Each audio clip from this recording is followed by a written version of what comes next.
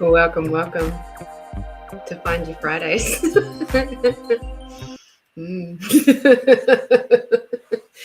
Let's see if this has worked at all. Oh, goodness. StreamYard, you're doing funny things to my life. Love it. I love it. Let's see what we've got. Okay, so Facebook is now working nicely. Oh, dearie me. Okay, let's go back to there. Let's just check where everything is at. Awesome. Okay, let me just make that big. Okay, there we go. We do that, and then wow, yay! I'm back from outer space. Oh, goodness gracious! Welcome.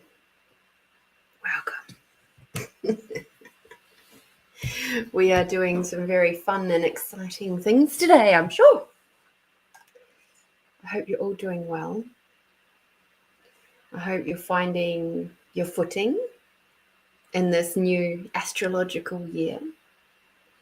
I hope that you're finding your feet after this very hardcore week. It's been a rough one for many. And that's okay. That's okay. We have dressed in red in celebration of being in a fire time. Good evening, Melinda. In celebration of clicking over to the season of Aries and, ruled by Mars and all of that sort of jazz. So red felt like the appropriate color for this evening. How's your week been, Melinda? For many of us, this week has been very challenging. It has seen us go through some very enough is enough type moments. Maybe we've lost our cool a little bit, or perhaps we've just put some boundaries in place and stuck to them. I've been hearing that a little bit with the people around me and myself.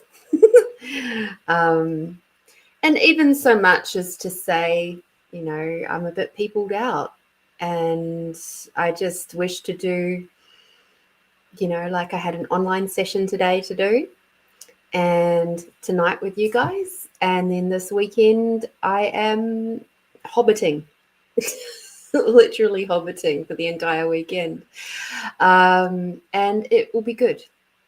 It's very much required. I've got a very busy month in April coming up, and my body's just saying, hey, can we have a little bit of time for ourselves this weekend, just to reset and just breathe through this next little bit and just unwind somewhat from the last few months, really. It's been a lot of go. It's been a lot of tension. There's been a lot of, in certain areas of my life, not all of it. There's been some really amazing, beautiful, incredible moments too, and lots of fabulous experiences and things like that as well. And given that I've spent a lot of last year alone in my house, there's certainly been a significant shift with how much socializing I'm doing these days, and I'm grateful for it. And at the same time, my body's going, can we have some space, please? Can we have some breathing room? Just a little bit, please. So honoring that this weekend. And it's going to be good. I finally got my my package, which ended up over at the RAF base. Turns out it was a last digit discrepancy on my postcode. So my postcode is 5113. The RAF base is 5111. And when you look at the postcode, the 3 hasn't been printed very clearly. If you look closely enough, you can see it's a 3. It's not a 1. But somebody obviously just in their haste, without looking at the rest of the address, which was definitely not the RAF base, they just landed over there. And then another person over that way that's apparently not particularly good at their job, so I was informed, didn't pick it up either. So it just kind of got lost. It had a little holiday at the RAF base. And so when I rang yesterday morning, rang the RAF base post office and said, hey, so this is apparently like my parcel is over there. Can you tell me, is it still there? Because I put it in the thing and blah, blah, blah. And so the very lovely gentleman helped me and he said, oh, yes, here it is. I found it. And he got it sent back through. So I was able to pick it up today. So I also went out and did my grocery shopping for next week today. So I literally, and because of an incident that happened with the work car last Sunday, which you guys don't know about. So last Sunday, I was in the car wash, and I've been in this car wash many times, at least probably 20 times in this car wash. And with that particular car, with my work car, and I'm guessing that the sensors haven't been calibrated recently because the rollers went just a little bit too close to my rear spoiler and it just smashed it to bits. Fabulous. So I will be hand washing my car this week. Aren't I just so lucky? Yay for hand washing cars. And now I am having to go through the process of getting the rear spoiler fixed, which is awkward, but it's all right. We will get there. Very scary being inside your car, seeing bits of plastic going whee over your car and not being able to do anything about it. I couldn't get out. I just had to wait until the cycle finished. So yeah, and then it rained on Monday, Tuesday, Wednesday, and so I was like, well, that would be great to have known that on Sunday, because I wouldn't have bothered to wash the car if that was the case, because it wasn't actually that bad. There we go. It is what it is. So how's your week been, everybody? That's about the sum total of my week. I've had some really beautiful moments. I helped an Adelaide young lass, should have been about 24-ish, and she was cleaning up her dad's hoarded unit, and she'd done so much in about 7 days, and she was just at a point where she couldn't fathom how to clean it. She'd done all of the hard, heavy work of decluttering and sort of trying to organize the kitchen and stuff like that. She got to the bathroom and she was just like, So she hired us and I went out there and spent 4 hours. Most of that was in the bathroom doing a very, very, very deep clean. Her dad smokes inside, but in particular in the bathroom. And it hasn't been dusted or anything in probably at least 6 years, is my guess. And was looking a heck of a lot better by the time I finished. But yeah, that was beautiful. And this lovely, lovely like young lady came back because she went out to do some shopping, and then she came back and she brought me a bunch of daisies and a box of chocolates to say thank you. And that just, touched my heart. And then the very next day, I was working with another member of our team, but from the industrial side, one I don't get to see very often. And together we did a spring clean, and this amazing Greek family, this mother and daughter, they made sure that we took all of our breaks, and they made sure to chat with us, and they made sure to feed us and water us. It was just like, it was so lovely. I had homemade pumpkin soup, and it was just delicious. And I got to have some Greek olives with it, which I really like Greek olives, and some homegrown figs.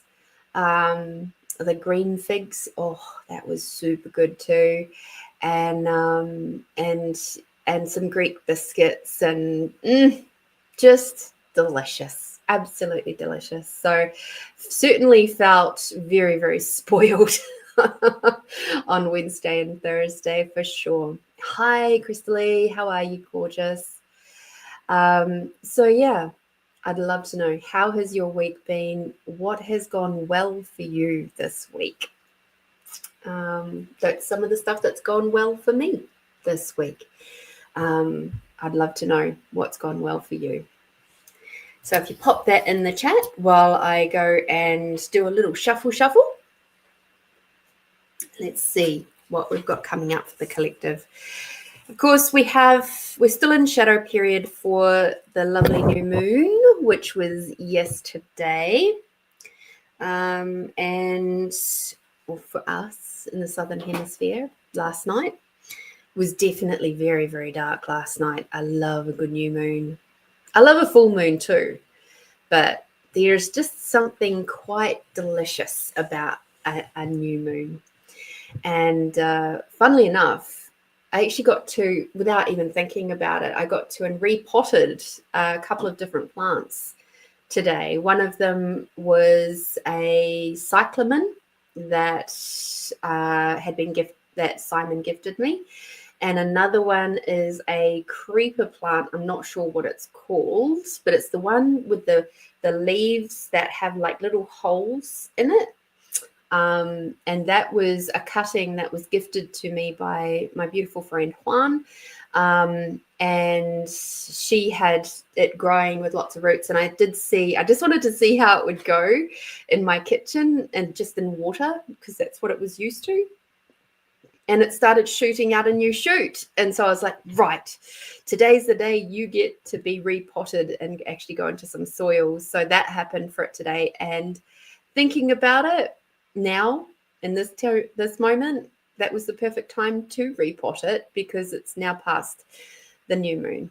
So the new moon. So yay for me doing things instinctively. Oh dear. Yes. Crystalie, busy week, but I loved it. I knocked off a full unit of my course. Fabulous. Well done. Clients progressing amazingly. Got 4 new free workshops to enjoy and work. Got a company. I got a new car I get to use. Oh, thank goodness. That's wonderful news, Crystalie. So happy for you. Round of applause.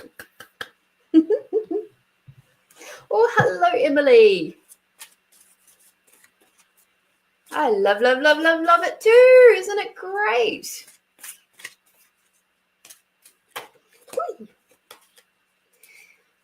So, with any luck, this week to come, Mercury has now gone direct again, so we should be past all of the Mercury problems.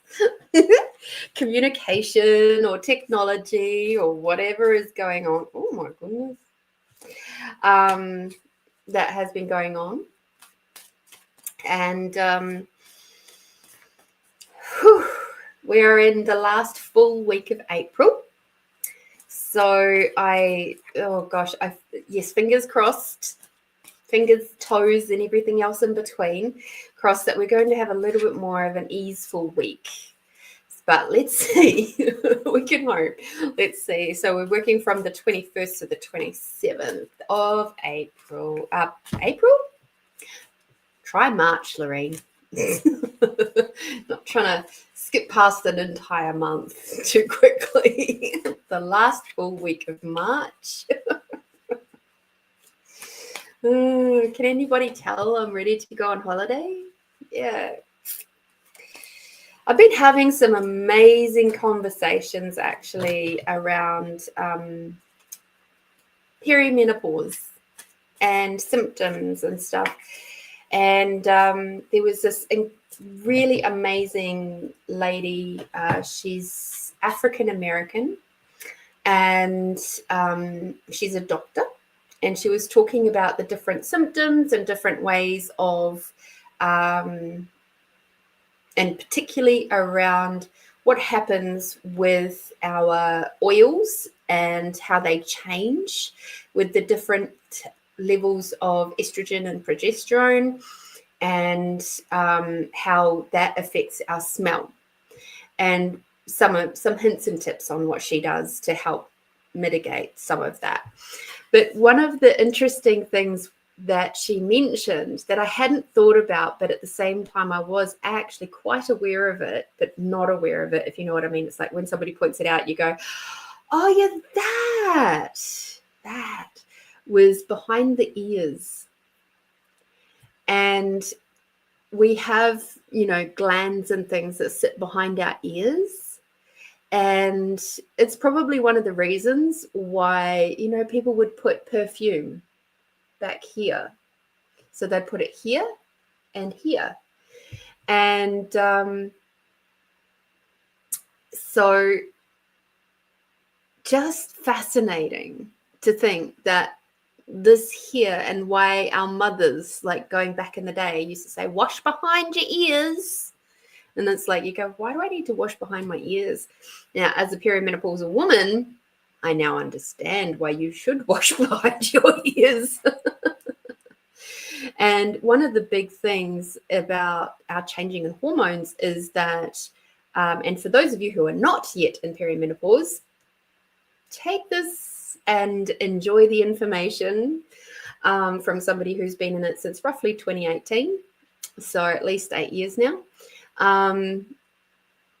Your oils thicken up quite considerably, and with that becomes a concentration of your hormones in your oils, and including under your armpits, behind your ears, between your breasts, downstairs, and it's a big part of why, if you've ever been into an old person's house and they have a specific smell, that's old person's smell. And it is literally because the oils in their bodies have changed due to differing hormone levels. Who knew? So now I get it. Crystal, from last week's podcast, I started a cleanse this week too, as I said I would, celebrating the follow through. Well done. Excellent. Now, something interesting about cleansers, I haven't tried it yet. However, my real estate agent decided that she was going to do she was actually in the middle of a 1 month water cleanse. And something she'd been looking for, because she'd heard it was really good, was guava leaves, guava tree. And funnily enough, I have a lot of guava trees here. And so she sent me an email during the week about something else, and she mentioned that she'd actually tried the guava leaves in a tea, and it really, really helped her with her water fasting. And so, yeah, she's having nothing but water and guava leaf tea for an entire month. And she said has just helped her so much and kept her on track, which was must have worked as a really good appetite suppressant. So I haven't Googled about it very much, but she said it worked really well, and there's something to do with the high levels of antioxidants and something else in there and blah, blah, blah, blah, blah. So she said she's going to have to come back and grab some more. So, yeah, isn't that fun? The things you learn. She said, have you tried it yet? And I'm like, no. I'm not quite brave enough to do a water fast yet. Certainly not for that longer period of time. So, yeah, it totally does make sense. Okie dokie. Fun fact. I'm just about to read you the first of the cards. And fun fact, when I moved into this house and there was nobody else living here, like living next door, I was here on the property by myself for 6 weeks, apart from like in the evening time. In the daytime, there was like the landlords and the farmers and stuff rolling around. But in the nighttime, I was by myself. And every now and then I would hear music, and it wouldn't be coming from any of my technology. It was like it was coming out of weird places, like my fan, my bedroom fan, or most recently, it was coming out of the shower. And whenever I hear it, I go, where have you come from? And even though I now have neighbors, they don't play music, generally in their house. They play it over in the shed, which I can tell the difference. And the funniest song was playing this week, and it was a Kid Rock song. And this was playing on Wednesday evening when I was in my shower chilling out, and it was the Kid Rock song, bar with the bar, the bang, a dang, jiggy, jiggy, jiggy, set the boogie, set up, jump the boogie, bar with the bar, the bang, a dang.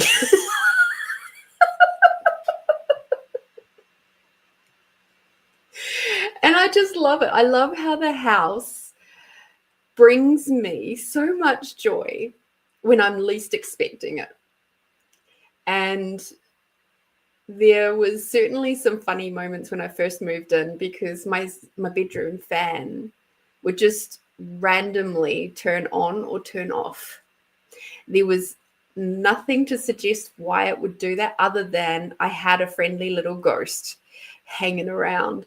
So in this 10 seconds, I don't get that the ghost is still here. But it was very funny to start off with, that they would turn things on and off. But now I just have some interesting musical somethings happening in this house. I don't freak out. I think it's fun. But here we go with the first card.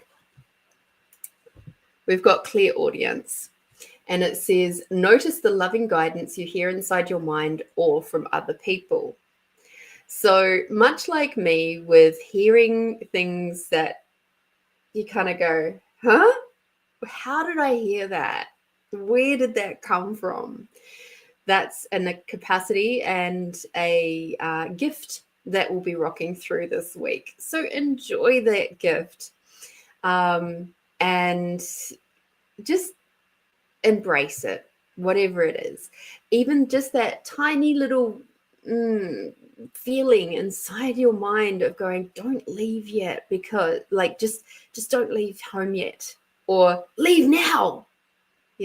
That feeling that you get when it's like pause or go. Like, just take notice of those little things that pop up. So Emily, I agree. They do love me. My house loves me. It really enjoys having me in it and enjoying my space. So, and I love being here. So yes, I'll say more about that in a moment. So yes, Clear Audience, that will be popping up for some, if not all of us. We've got gentleness. Gentleness. Be very gentle with yourself at this time. Surround yourself with gentle people, situations, and environments. So given that we are now fully, as of today, for us in the Southern Hemisphere, and those in the Northern are slowly coming to join us. Now that we are in not only the year of the fire horse, we are in the first day of the new astrological year of and with Aries. We are back in direct with Mercury, and we're out of the first of the eclipse seasons. We've got more forward movement, but sometimes when you've had a lot of pressure and tightness, which was definitely the last few weeks, being a bit more gentle is absolutely required. So just take that into note this week. Be a bit more softer and gentler with yourself and those around you. Have a bit more patience and compassion, and breathe and do the things that help you to feel more grounded this week. We've got angel therapy as our next card. Give your cares and worries to us, angels, and allow us to take your burdens. Isn't that lovely? So with that, it's more about when we overthink stuff. So instead of overthinking this week, imagine writing it out on a piece of imaginary paper and gifting it to your spirit team to look after. The angels, your spirit team in your eyes could be angels, guides, whatever, archangels, whatever works for you. I call them spirit team because it's something to help my mind and to not put them higher than myself. Because as soon as I put my spirit team higher than myself, even though they might be far more aware of some of the other intricacies of, the collective and the universal purpose and all of that sort of stuff, because they are in a different dimension, if I put them above me, then I won't be encouraged to listen to my own awareness for me. And my own awareness trumps everything. I use them as my advisors, but at the end of the day, I know I make the final decision about me, the final choice. And it's like, if I was to sit there and go, it's all God, it's all angels, it's all my spirit guides, they're making all the decisions, they're telling me what to do, then if things don't work out, and I say that work out, right, it puts you into the space of blaming others instead of taking responsibility for self. It also puts you into that space of victimhood rather than going, I chose that. Again, self-responsibility. It's like, at the end of the day, it's okay to listen and to have other people's opinions, including your spirit team. That if you wish to feel worthy and you wish to feel like you have the ultimate say of your life, and that it's not just, it's just all up to destiny, it's all pre-written, you've got to take responsibility for that. And go, yes, this is my choice. It's my life. It's my choice. It's my body. It's my choice. Okay. So angel therapy. And yes, you can absolutely let all of that overthinking go straight to your spirit team. Happy days. Where you go. Interesting. Our fourth card is peace for the collective. Okay. Peace comes from remembering that only love is real.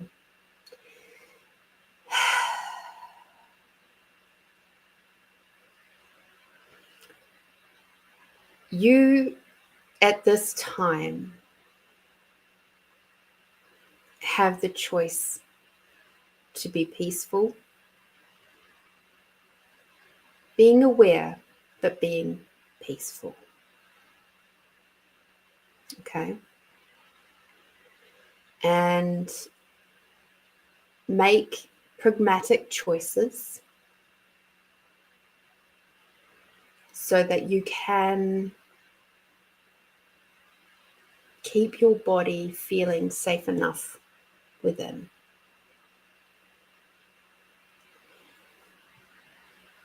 Even when there's a whole bunch of chaos happening around you, it is important to remember you still have choice. There's this lovely creator that has just sort of been floating through my reels in the last couple of weeks, and he's like this has a gardening center, but just sort of does these amazing funny inspirational videos and reels, and even he says that, and that's something that he's sort of gone, yeah, no, we always have choice. But I love his energy. It's like, yes, you can choose to do the same thing over and over again and expect a different result, or you can choose to do it differently. So, for example, my cyclamen, I have been finding it really difficult to figure out what exactly it required. Did it, even though it had like little instructions on the side there, it was, do I put it over this side of the kitchen, that side of the kitchen, in the windowsill, down below the windowsill? It's been moving all around my kitchen to try and figure it out. And I think I found the perfect spot for it today. But after I'd already repotted it, and unfortunately, a lot of the flowers have kind of gone, I'm hoping that now that I've repotted it and put it in a spot where I think it's going to be good, or at least I hope. If not, I'll find another spot for it. But again, I was willing to move it. Just because it looked nice in one spot, it was clearly not happy over there. Same for you. Just because something looks nice doesn't mean that it's for you.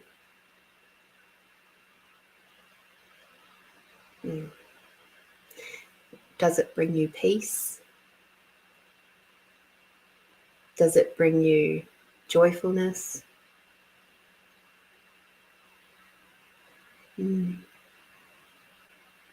Interesting questions to ask.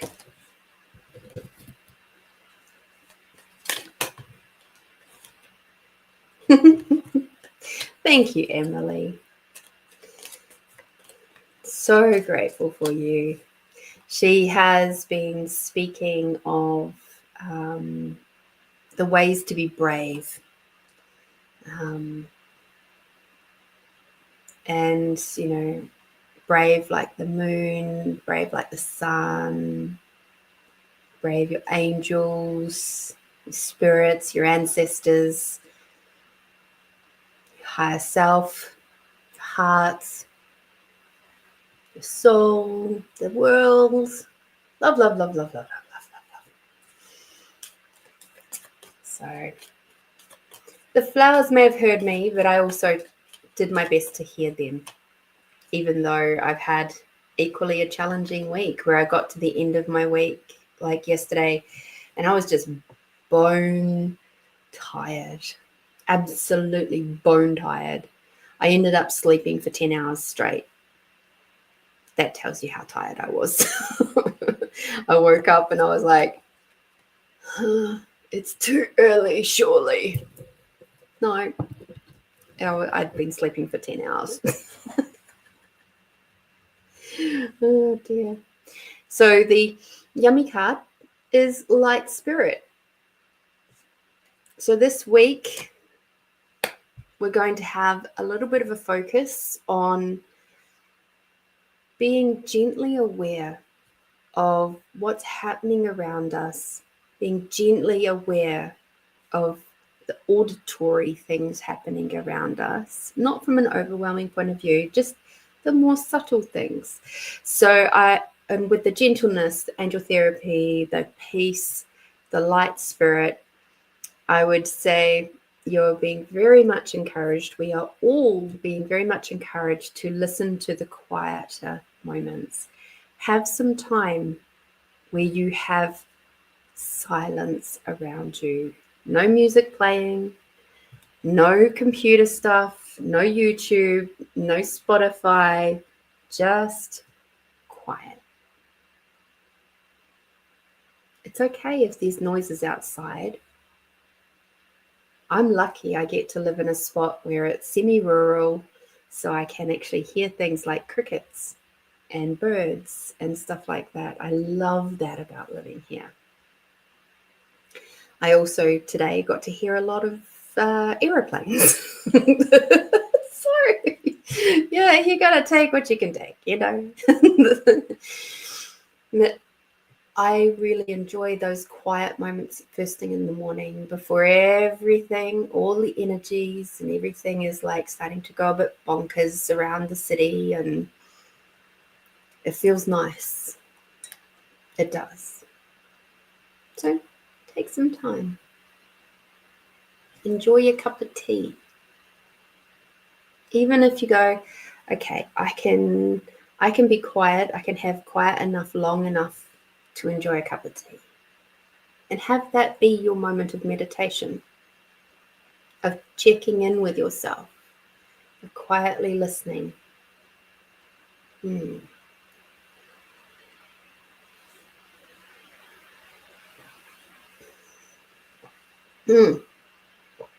my tea tonight is peppermint and licorice, one of my absolute favorite combinations. Between the peppermint and licorice and the peppermint and 3-mint and ginger. Those are my, I would say, and Tulsi tea. Those are probably my 3 favorite combinations or flavor types. I enjoy a good fruity tea every now and then, but certainly Tulsi, peppermints or all the mints, ginger, and licorice are my favorites. And then we have coffee. Because coffee is always good. Yeah. I'm not always as like, I've got to have something, don't I? Got to have some kind of vice. I don't drink. I don't smoke. I don't do drugs. I don't even take Nurofen or Panadols. Not anymore, anyway.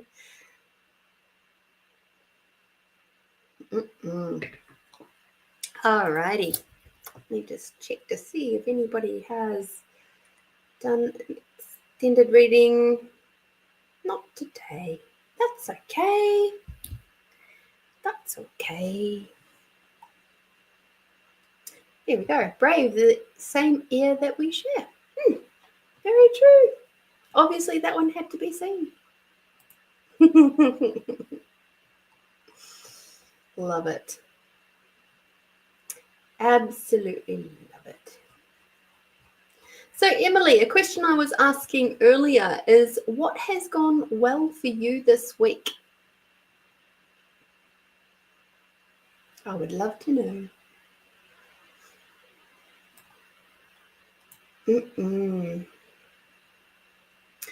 And from a feminine perspective, I would love to know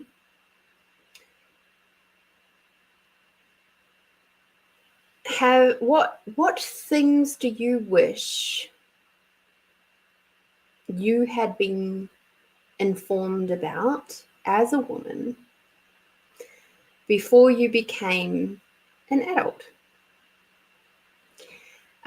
One of the lovely conversations I got to have with my cousin, she's older than me, and around this whole perimenopause thing, was there was a moment where I thought, gosh, how often, like, perimenopause can really kick your butt, right? It can make you have brain fog and intense pain and really long periods, and make you feel incredibly out of sorts, and bone and joint pain, muscle pain. It can make you, like, obviously the brain fog is a big one for a lot of people, not being able to sleep, the sweating, the night sweats, the loss of libido, or it's just erratic libido. And there was a moment today where we both kind of went, I sort of said, look, how often of our female ancestors did they get misdiagnosed as, if we go back a couple of generations, misdiagnosed as lunatics and put into the asylums. But really what it was is just a natural thing of perimenopause that wasn't being treated well or with awareness. And so because the women get to that certain age where their bodies are just not responding the same way anymore, that they get labeled as loony. And it's like, and what if, or if it wasn't that, they may have been labeled as schizophrenic or having bipolar or something like that, when all it was, it's a hormone disruption. Their progesterone and estrogen were dropping. And for some, it happens very, very fast. And for others, it doesn't. So it just made me wonder, like, does my mum know? Or did she know as she was coming into this time of her life? I'm jolly well sure that my grandmother didn't. Either of them. So, and because the men in their lives and going back those couple of generations and before that would have been going, oh my God, my wife has just completely lost her nut. I don't know how to cope with this. So let's go and get you hospitalized. And then the doctors, because there's not really been very much research into women's health until more recent years, they didn't know what to do with it either. Oh, gosh. I feel sorry for a lot of those women who got hospitalized just because they were going through their second puberty in reverse. Not cool. Not cool.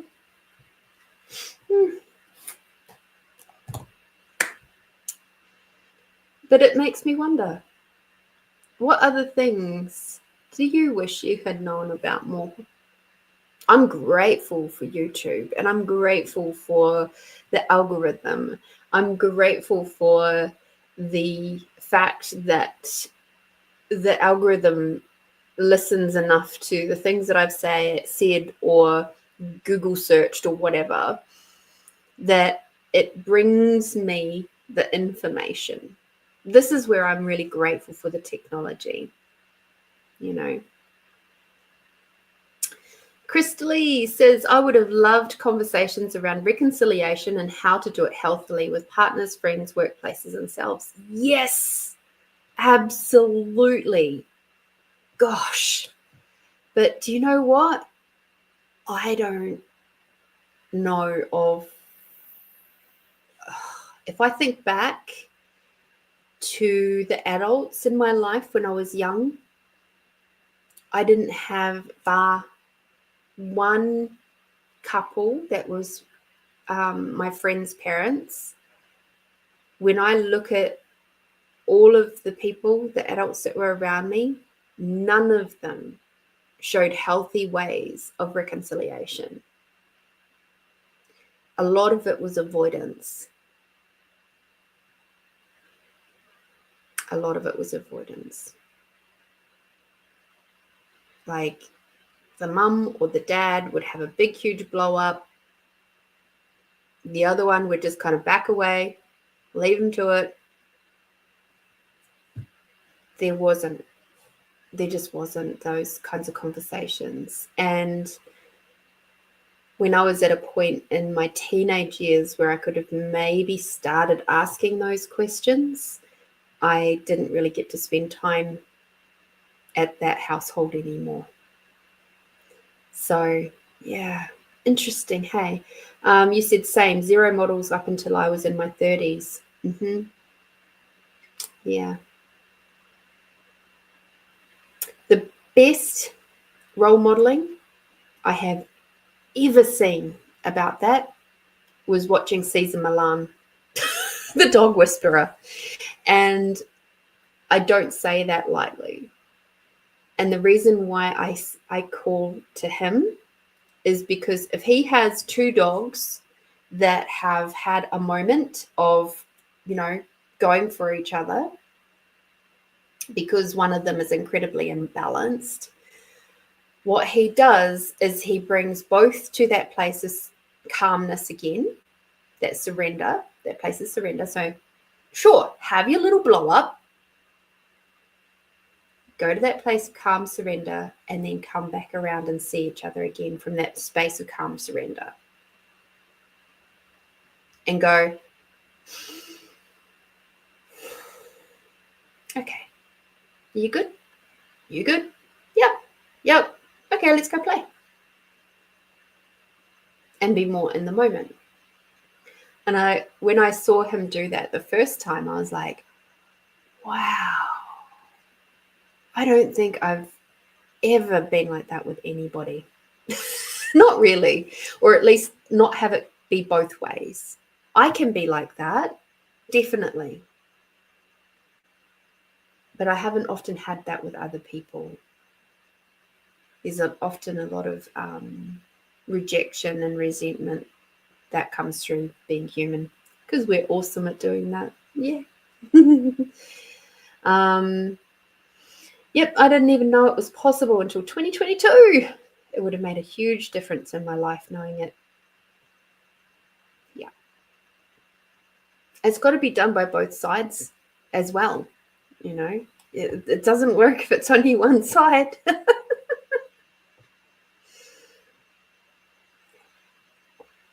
All right, let's do some poetry, hey? So, poetry book, for those of you who don't know, this is an intuitive poetry book. So, we are going to, what I'm going to ask, because it's a little bit earlier at night, I would like you, for those who wish to come and play, pop your question that you would normally have said, Lorene, can you ask me a question, answer this question in the cards?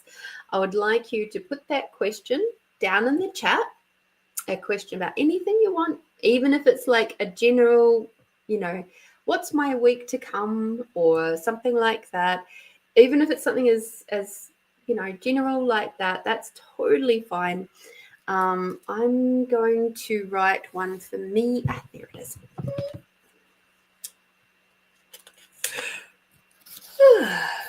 That was a nice moving of energies, people. Thank you.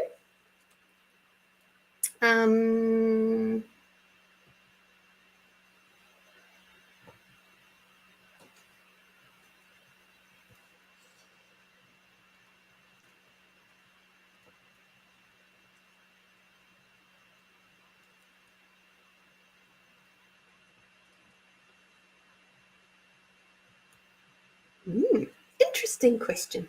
All right, so just pop your question into the chat. Okay, I've written mine down. Cool. Melinda's got hers in.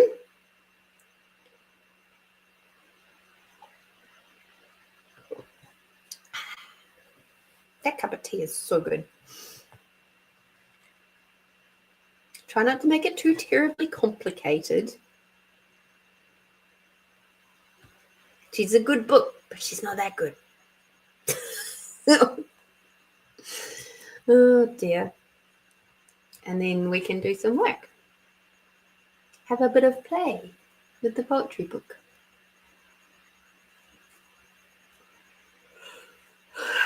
Oh, that's a good one too, Crystal. Beautiful. I was having an interesting discussion with someone this morning. And it was about how our brains are wired. And I said, if I had a podcast that was dealing with, the trauma and the drama of the world, think, Russell Brand or that sort of thing, my following, my viewership, everything would be much, much higher. But I don't choose that. I don't choose to deal with the gossip. I don't choose to deal in trauma drama. I choose to deal in and bring to you all the more lighter, brighter side, the part where we can come together as a little community or just as a community and feel calm and peaceful together. And I don't care really if I reach 100,000 subscribers. If it happens, brilliant, amazing. That would be wonderful. However, I'm just still so thrilled that I can rock up on a Friday night and have some people to sit with and enjoy company and share some bright, positive moments with each other. And even if you're not feeling particularly bright and positive, maybe by the end of, the podcast, by the time we get through a couple of little exercises, or you hear some readings from other people and you kind of go, oh, that resonates for me too, and feel a little bit lighter, that makes me feel good. My job is done. I've been successful today and for this week. And that's why I love, in many ways, all the things that I get to do where I'm of service to others. I don't necessarily love cleaning. However, I do enjoy being a contribution to other people, especially those who really require it. I enjoy those harder jobs that are emotionally hard. I enjoy those jobs. Like the one with the lass with her dad, who's a hoarder.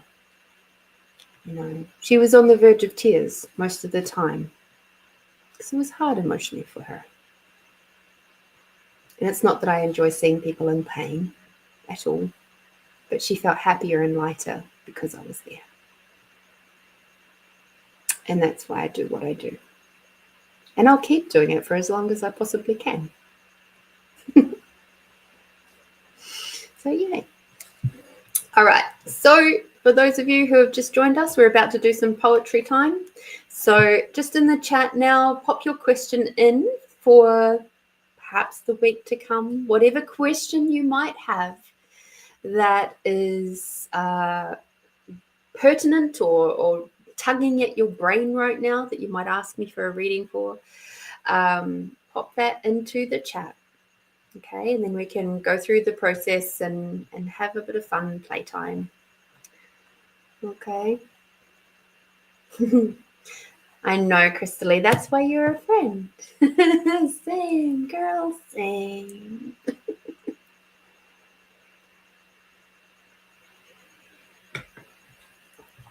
I think it's important that we have there are people in this world that are more focused on that.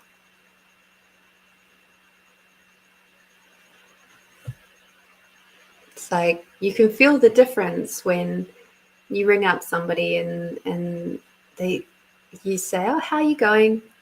And they go, "Absolutely fantastic." And you're like, "Oh, that's wonderful to hear." Whereas if that same person says, "Oh, so sorry, same old, same old," it's like, "Oh, you all right?" Cool. What do what do I require to need/change, improve? Marit, hi Marit, lovely to see you. I wonder, might be complicated, but how are people who vibrate slightly higher to endure, as we so often meet the average people as soon as we open the door and their interaction/non-interactions affect? I'll come back to that question. I will come back to that. Do you have a question for yourself for the poetry book? Just curious. I love it. This time of year, we've got funny things happening with all the time zones because, of course, the Northern Hemisphere is coming out of daylight savings. We're still in daylight savings. So the time zones have sort of altered around a little bit. So while I still start at 8 o'clock Adelaide time, for other parts of the world, it's different now. It's like, you guys will figure it out. All right. Let us do our expanding out process. This is to help you tap into your higher self. Okay. I know, Chris Lee, I'm looking forward to getting out of daylight savings. I wish that they would just be like, apparently, British Columbia, I saw it on a comment on another creator's channel, that in Canada, BC and Canada, they have decided to go, I guess, into daylight savings, and that's where they're going to stop. They're just going to leave the clocks as they are. And I'm like, I wish that they would do that around the whole world. I think daylight savings is dumb. Just let us keep our circadian rhythms. Let us just be. And if we wish to work into the later stages of the day in the summer, well, we're going to naturally have daylight to do that. It's okay. You know, I don't like all this changing around. It's dumb.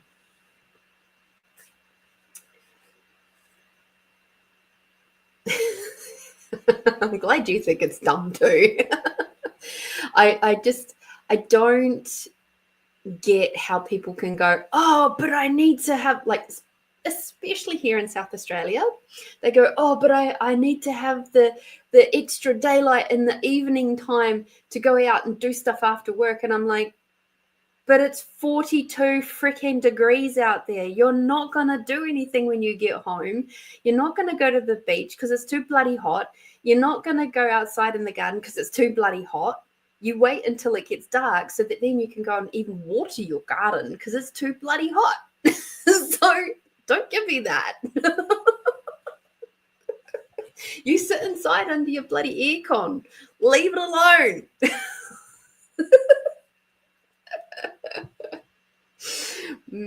Just what I've noticed. And yes, it's a big, huge generalization, and I totally get that. But I had the same point of view when I was living in New Zealand, and it doesn't get nearly as hot there, but I would still see people doing the same thing. So, and we we naturally, it's called the rotation of the planet. We naturally get more daylight hours in the summer than the winter anyway. Yeah. Melinda says, I've never been a fan of daylight savings. I prefer my normal circadian rhythm. Yes, me too. Me too. I always struggle a bit when we come out of daylight savings. But I actually struggle more going into daylight savings. Coming out, I just get grumpy because it's like, ugh, now you're really making me like wake up in the dark and go to sleep in the dark. Just, I don't like it. Don't like it at all. Lorene for president. We don't even have presidents here. Maybe we need to make one, hey? Maybe we can make a president. All right. I'm already president of my own world. Oh, Melinda struggles on both sides of it. I get it. I do to certain degrees on both as well. Okay, close your eyes, everybody. My soapbox is done for the moment around daylight savings. My daylight savings soapbox is done. All right, taking a big deep breath in now. All the way down to the bottom of your belly. And now breathing out nice and deeply. Letting your shoulders relax. Wiggle out the stress and the strain of the week. Take another nice big deep breath in. Bring Mother Earth energy all the way up through your body. And as you breathe out, bring Father Sky energy all the way down. Bring Mother Earth and the unconditional love all the way up. Bring Father Sky and the gratitude for everything and everyone all the way down. Now, as you return to your standard breathing pattern, you can keep it nice and long and slow if you wish. Become aware of your belly. Become aware of your back. Become aware of your hips and your thighs. Become aware of your knees, your calves and your shins, your feet and your toes. Become aware of your toenails. Become aware of your chest and your shoulders. Become aware of your armpits. Become aware of your arms and your elbows, your wrists, the palms of your hands, the joints of your fingers,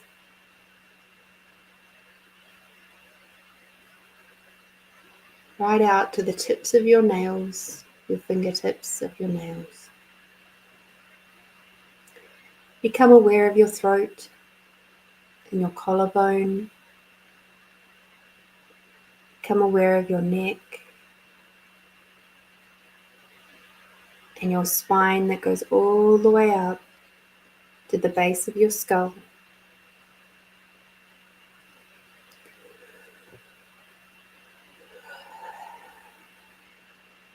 Become aware of your face and your eyeballs. Become aware of your tongue and your teeth. Become aware of your ears. Become aware of your eardrums.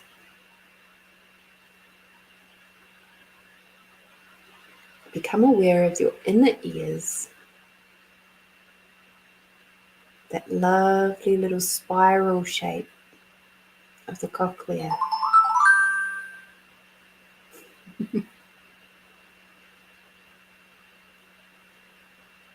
Become aware of your brain. Become aware of all the little neural pathways that are firing inside your brain all the time. See those little electrical sparkles just going zip, zip, zip, zip, zip, zip, zip. And watch as the two sides of the brain interact with each other, also within themselves.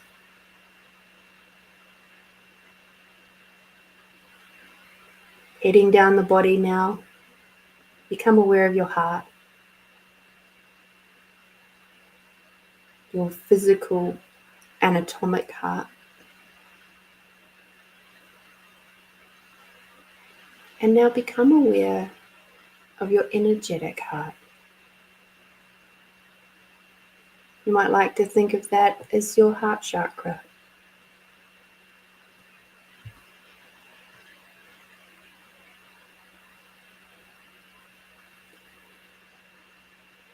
Become aware of your stomach and your internal organs, your spleen, your liver, your kidneys.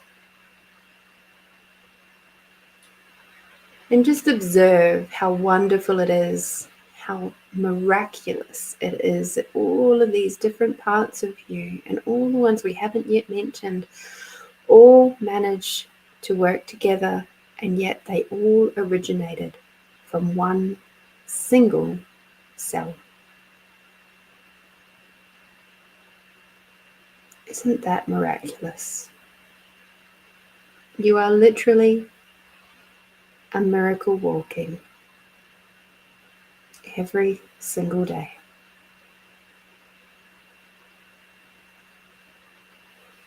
And now expanding out your awareness to include the clothes that you're wearing. Expanding out your awareness to the size of the room that you're in, up into the sky and down into the earth. Placing yourself in the center of a really big bubble of awareness, expanding out to the size of the country that you're on. Expanding out your awareness to the size of the planet.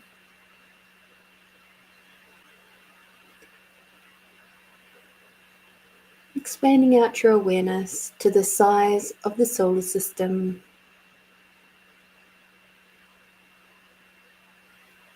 To the size of the galaxies. And now, beyond the size of the universes. Take a nice big deep breath in and out.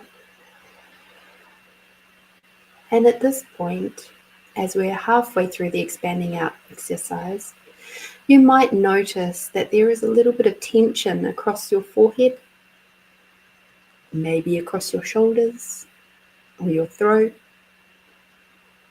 Nothing to be concerned about.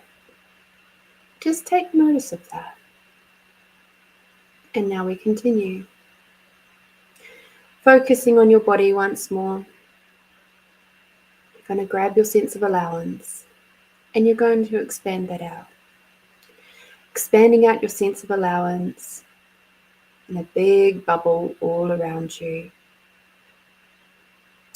Expanding out your sense of allowance takes you from being the tight, contracted little pebble at the bottom of a raging river of everybody else's thoughts, feelings, and emotions, where you feel at the effect of or the victim of everybody else's energies, emotions, bashing and trashing you around. And as you expand out your allowance, you become like a big fluffy cloud. And as that big fluffy cloud, you can observe that raging river and see exactly what it is. It is just energy. And now you have ultimate choice as to whether you play with that energy of that raging river or you just float on by and go find something more fun to play with. The choice is yours, always. So now, expanding out your allowance beyond the size of your body, beyond the size of the room that you're in, up into the sky and down into the earth, like a big big balloon, big, big fluffy ball of energy, expanding out your allowance beyond the size of the building that you're in, up into the sky, down into the earth, beyond the size of the country that you're on, beyond the size of the planet. Now, if you naturally feel like you wish to yawn at this point, that's a really good sign. It shows in many ways that you're aware of everybody else doing this process right now, and it's your energy saying hi to the other people doing this process right now. It's a beautiful thing. It's like, hi friend, I see you. And you've just made me feel so much lighter. And so I take a big deep breath in.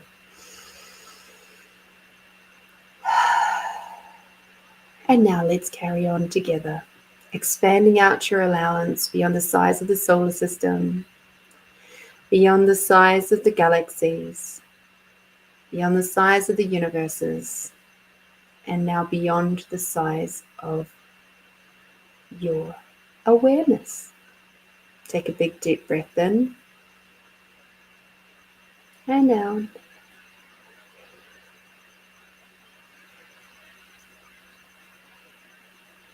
And at this point, you'll notice that that tension in your body that you noticed before will likely be gone or almost gone. Now, what number, remembering your question that you wrote down in the chat, what number between and including 1 and 88 is going to create the most for you this week to come?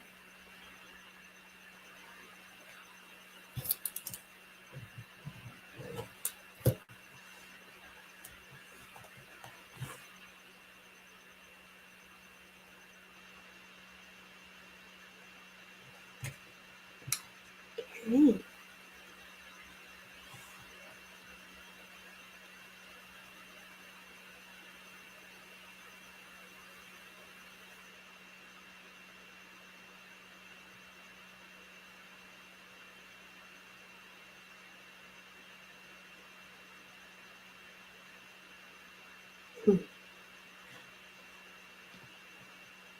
Beautiful.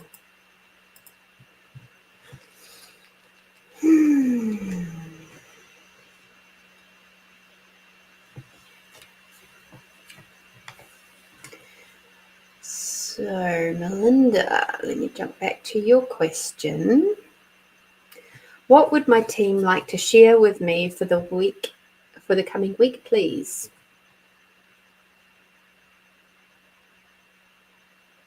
Okay. Interesting that you chose 78.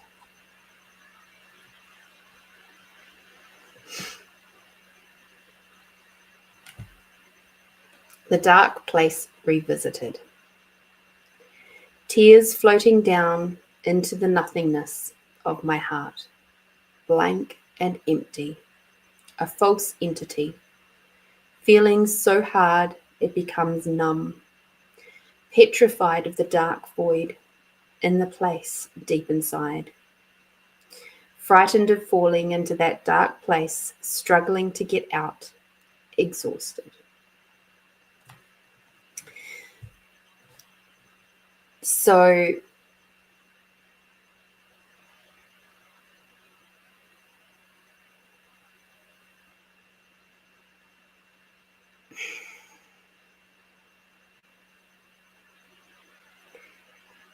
I'm going to read you the part that's underneath, because I actually feel that is part of, especially the last sentence or so, is actually the most relevant for you. Not a great start to my 30s. He broke it off with me just 4 days after my birthday. It was so sudden, and I was heartbroken. My wonderful friends gathered around me, holding me, passing me the tissues, and taking me out into nature to heal my body and spirit. I am grateful for that time together, as he showed me what an energetic connection can look like, how I would be if I got together with someone with kids, and that I had become quite complete within my own space, and I am strong. So the biggest message for you here is that you are complete within your own space, and you are strong. Your question was, what would your team like to share with you for the coming week? To stop looking so hard outside of yourself. You are complete. You are complete within you. And even in those moments of deep darkness, when you feel like everything is caving in and all you really wish to have is, like that, whatever that is, that love of your life to be there for you. Remember, you do have friends around you that you can call upon, that you do have Mother Nature around you, with you, whenever you wish, that you are not lacking in anything, that you are complete within yourself. You're going to have a big heart week, it seems. Enjoy that.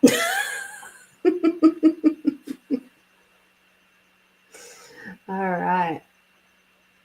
Thank you for coming to play, Melinda.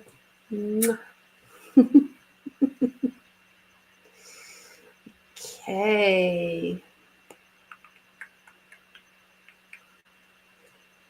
Okay, so McPiro.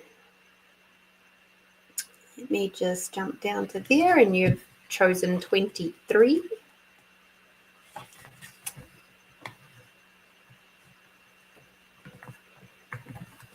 I know, interesting, right? Very interesting. Okay.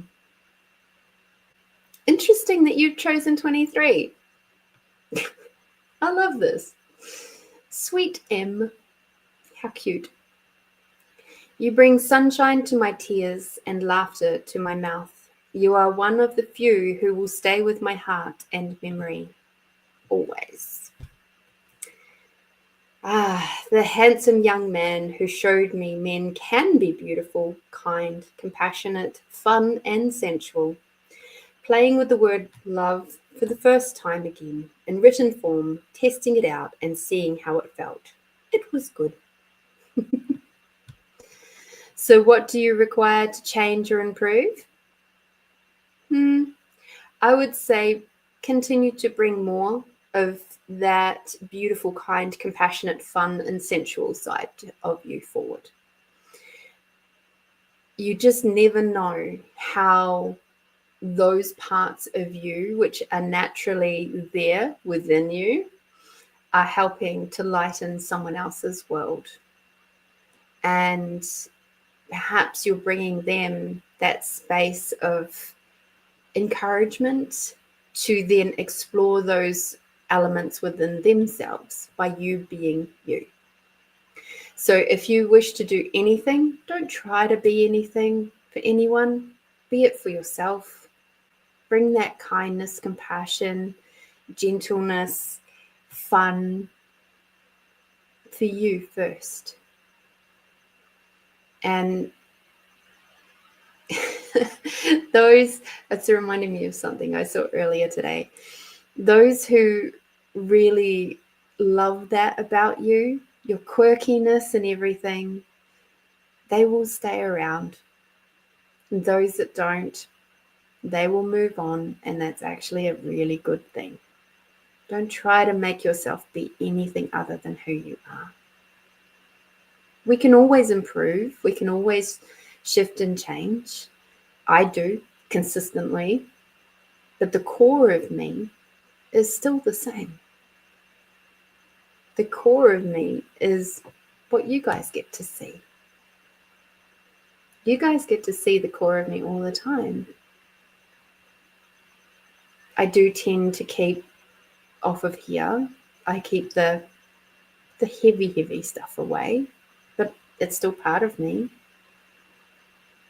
But I choose to bring to you the lighter, brighter, more fun sides. The beauty, the compassion. And I sometimes bring the ass kickings too. Because it's all a part of it. So enjoy. Just keep being, as I say, be bold, be brave, be you. Don't try to be anybody else. Thank you so much for tuning in. Thank you for coming to play. I'm so grateful for you. Stick around because I do a meditation a little bit later on. Hi, Terry. Hello. Lovely to have you here. And hello to Christine. All right. Crystalie. Hi. And Merritt.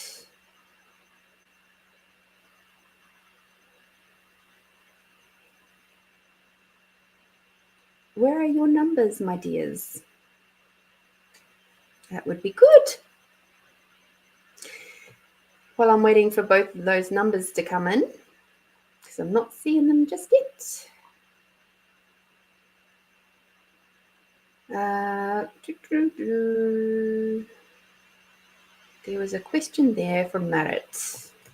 So, and because we have some really amazing people in the chat right now who are very well experienced at being light beings and light workers in this very heavy world that we have had to be with, I'd love to know also if you could please chip in is the words I was trying to find, your suggestions in answer to this question of how do we as the light beings continue to be the lighter versions of ourselves when we are in a world that is so heavy. And when we come up against people who are maybe are still a little bit asleep, maybe not quite as aware, maybe not quite as balanced, how do you flow through the world? What tools and tips do you have for Merritt around this? For me, I come back to me. What do I choose? What do I choose to be? How do I choose? It's like they say, be the change in the world you wish to see. Be the change in the world you wish to see. So if you wish to see more peace, ease, and calm, well, you have to be peace, ease, and calm. You can't make, or you cannot influence somebody else to be peace, ease, and calm if you are not yourself.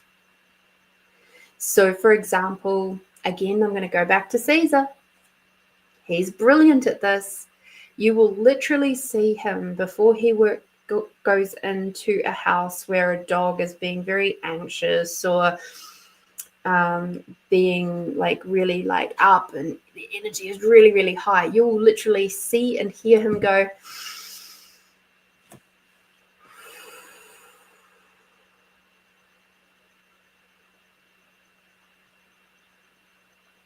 and he will take that big deep breath. He will take that moment before he walks in there just to calm himself.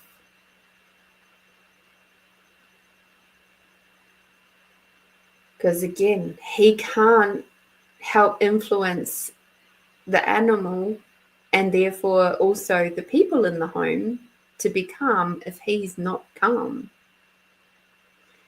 And I know when I go into clients' houses where I'm helping them with decluttering and hoarding and stuff like that, and They are a bundle of nerves. There's a lot of emotions floating around there. And I just be that space of calm so that they can ease. And then they can have more confidence to do the work that's required with me. Because the best declutterings that I get to do are the ones where the client is working with me, not me just coming in and doing the work for them. So much more empowering. It's why when I'm going into a session with someone, I spend that half an hour before we go into session tuning in with their team, tuning in with myself, making sure that I'm prepared, that I have the tools around me, whatever they require. Sometimes I don't always pick up on all the intricacies of the tools, but other times I do. Most times I do. But I make sure I have my water, and I make sure that I've gone to the bathroom, and I make sure that my body is as calm and confident as possible. Because that's what I'm there for. So that then they can be empowered to shift and change their energies. It's a beautiful thing. It was something that I used to really admire about, and I still do. One of the ladies that is a friend of mine, whenever we met together to do healing sessions or swaps or anything, there was just this space of calmness about her. And I'd be walking in and I'd just be like, and she'd be just like, okay. And she'd listen. And then she'd get me up on the table first to run my bars. And by the time that was all done, I was peace and calm for her. And it was beautiful. And I see that with my friends as well when they come to my place. And if they've been like, oh, it's like, you go first. I'm good. So yeah, we can't be it for if we can't be it for ourselves, we can't be it for others. McPero says, well, personally, I see any challenge as an opportunity to know more about myself and remember to choose love. Also, having an attitude of service helps. Agreed.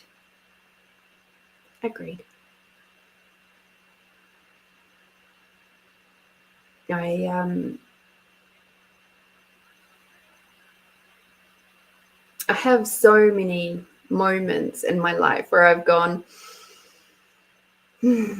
what's the silver lining here? What is the lesson I'm learning here? What is the gift? And more recently, when I've come up against like a challenging personality or something like that, it's like, okay, this is a mirror back to me, because if it wasn't, it wouldn't be pissing me off. So where is it that I have not been respectful of myself or kept to my boundaries? Where have I not honored myself? Where have I, all those sorts of things. And interestingly, when I start reflecting back to me, I go, oh, that, okay. Thank you for showing me that. That's a part of myself I wasn't really wanting to look at, but okay, here we go. And I do a lot of self-reflection, and it's a good thing. Not too much. Just enough. All right. I think I might have put Crystal to sleep. We expanded out too far. That does happen from time to time. And that is totally okay.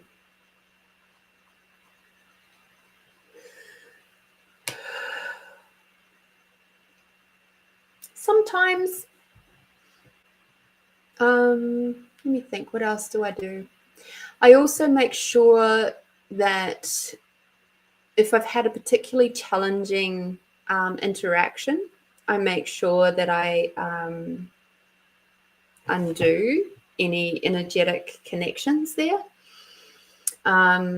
Even if it's not challenging, actually, at the end of every energy healing session, every podcast, particularly when I'm dealing with the energy healing side of life, I will invariably go, okay, I use a certain phrasing to help, just end that connection, so that I'm not continuing to contribute to that person, even though the session or whatever has ended. Obviously, from a collective point of view, we are all contributing to each other all the time.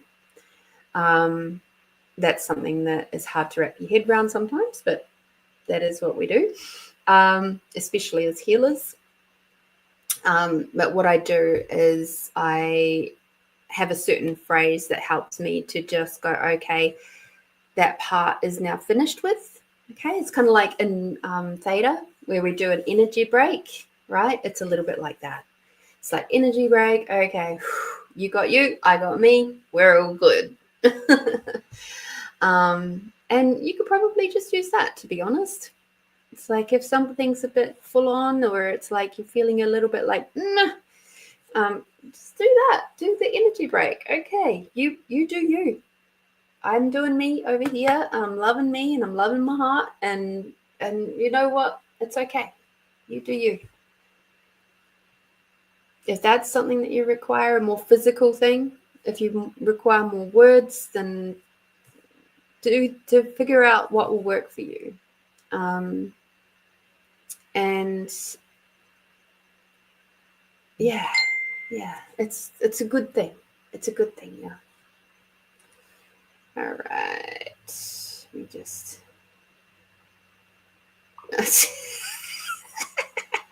no, Crystal Lee, you can come back and do your poem. It's all right. What was that time? 9:27. No. Okay.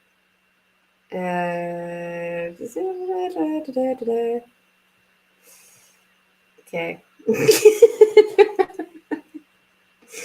Oh dear. So, given Crystal Lee's question, what number between 1 and 88 would you like to choose, given relation to your question?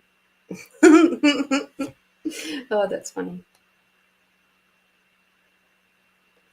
Okay. The other one is just another message. You can just stay there. It's all goodly doodly. Oh, that's funny. Okay.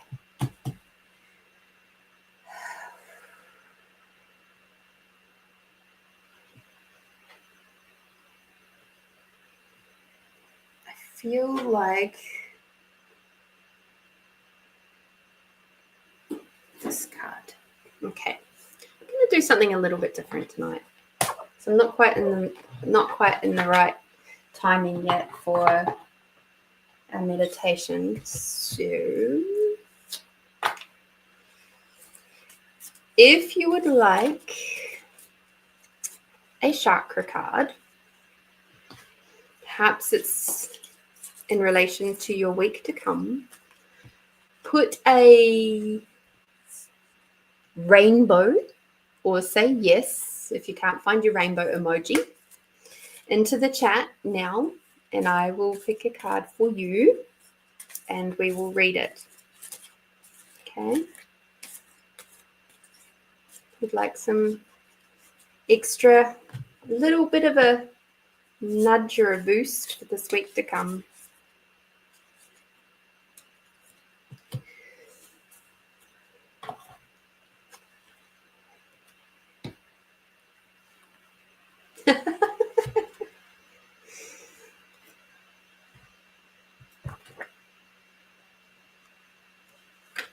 Okay, Christine, you're first off the block.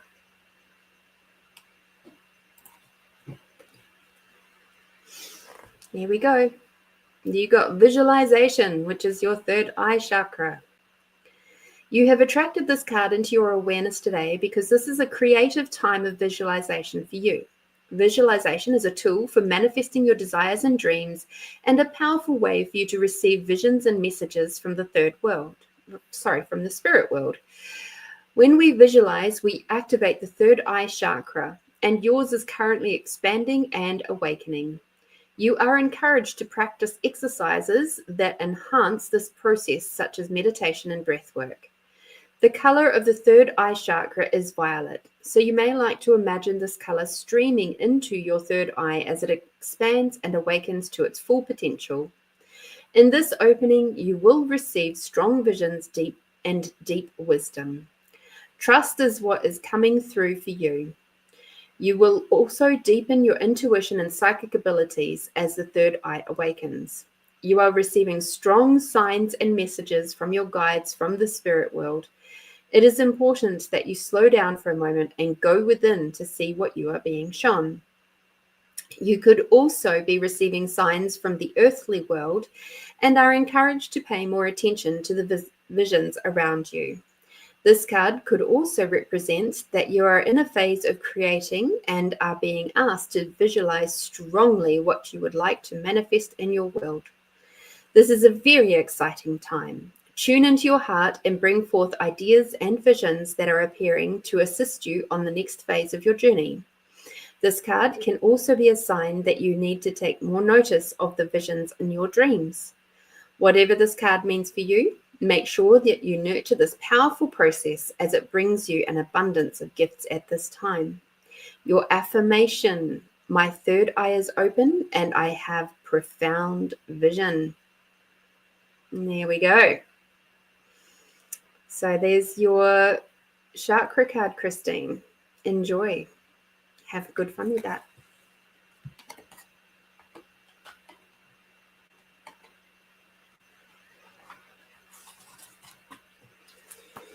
Does anybody else? You're welcome, Christine. Anybody else wished for me to pull for them a chakra card? I am happy to do it.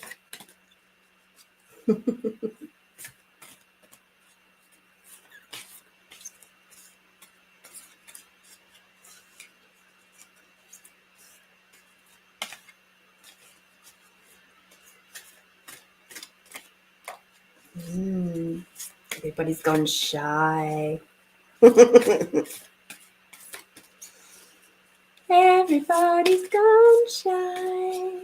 They're just loving to be lurking. Gotta love a good lurker.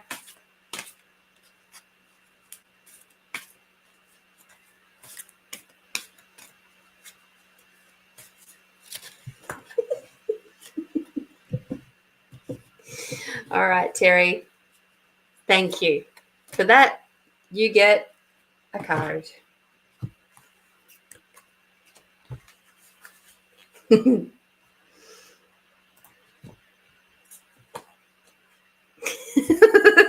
How's that for a good one to put up? You got Mother Earth. What a surprise, my dear. This is the Earth Star Chakra. You have attracted this card into your life today to remind you to spend more time in nature. Life these days can be quite fast-paced and busy, which can lead to large amounts of stress and challenges. Mother Earth is calling you back to the womb, back to your core and your center. Now is time. It's now time to reconnect with the flow of nature, where everything is in a constant state of harmony and balance. If you have been feeling unsettled or disconnected lately, then it is definitely time to feel the earth under your feet and take some time to stop, breathe, and experience the natural energy from the earth. The earth is a living, breathing being. She is constantly offering an abundance of healing energies for you to connect to at any time. While we exist here on planet Earth, she is our mother, the one that nurtures, feeds, supports, grounds, and protects us at all times. By connecting deeply with her, you will be open to receive her powerful qualities.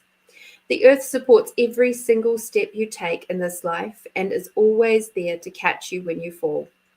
You are being encouraged to take a moment in nature and tune in to her heartbeat as you feel the love that she has to offer. It is now time to open and receive a blessing from the Divine Mother Earth. Allow her energy to fill you up, refresh you, and wash away any fears or stress you have been holding on to at this time. You may have also called this card in today because you are currently working on healing issues you have with your own mother or yourself as a mother. Know that healing is here, and now is the time to open your heart and receive the love of the earth. Your affirmation: my heart beats and as one with the healing vibration of Mother Earth. Okay, so there we go. It's time for you to get back out in nature.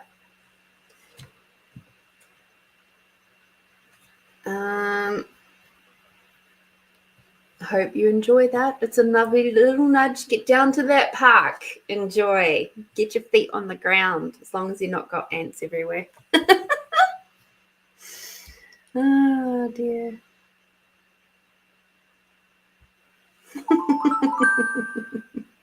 I'm making everybody fall asleep today. This is awesome. So there we go. Precious Mother Earth. There we go. Lovely. I'm sure Christine would really like to find out what chakra card she would like.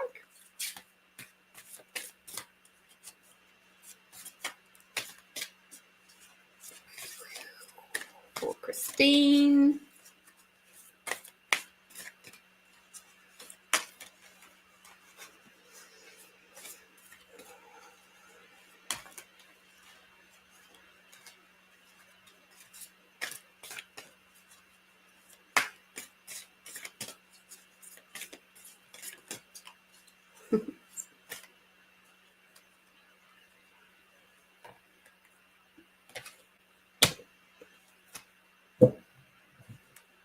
Hi, Leanne. Lovely to have you with us.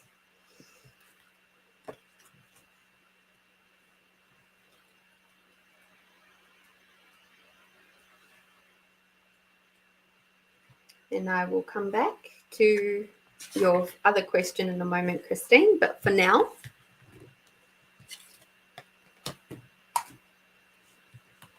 you have this one, which is the listening card, which is around the throat chakra also. You have drawn this card today to let you know it is time to take note and listen. Messages and guidance come in many forms, and you are being asked to stop for a moment and listen to the wisdom that is coming your way. You may have asked for a sign or some guidance recently. The answer will be revealed if you listen carefully. The most profound guidance comes from within, and it is time to start listening and trusting your own soul. Take some time to meditate and explore the silence in order to hear the powerful words of divine guidance coming from within you. Your angels and guides are also sharing their thoughts with you at this time. Answers may also come via songs, other people's conversations, or some other external sources sharing this wisdom with you. Listen carefully to what is being presented to you at this time. This card can also suggest that you are not listening deep enough at present. It could be that someone is sharing how they feel or their perception of a situation, and you have not been listening with an open heart, which may be causing miscommunication, challenges, and conflict. People will always have different perceptions and experiences, and it's important to allow both sides of the story to be heard and expressed. When we can understand this and not take people's expressions personally, we can be open to a world of unconditional love and communicate more from a place of love and understanding. Listen deeper in the silence, and your answers will be revealed in divine timing. Your affirmation: I listen contentedly and hear the words of wisdom loud and clear. Okay. So there we go, throat. But I think you'll also find that there is ear chakras. There's, for those of you who didn't know, there's like 114 chakras. We only talk about 7 of them, maybe 8, maybe 9 if you count the one underneath your feet, if you even knew that there was one there.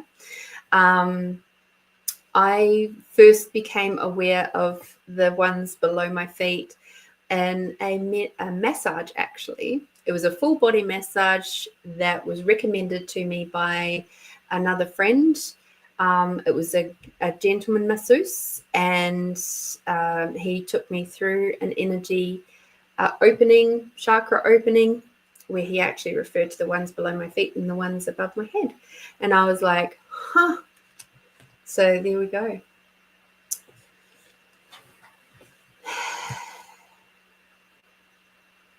So yes, 114. 114. How fascinating, right?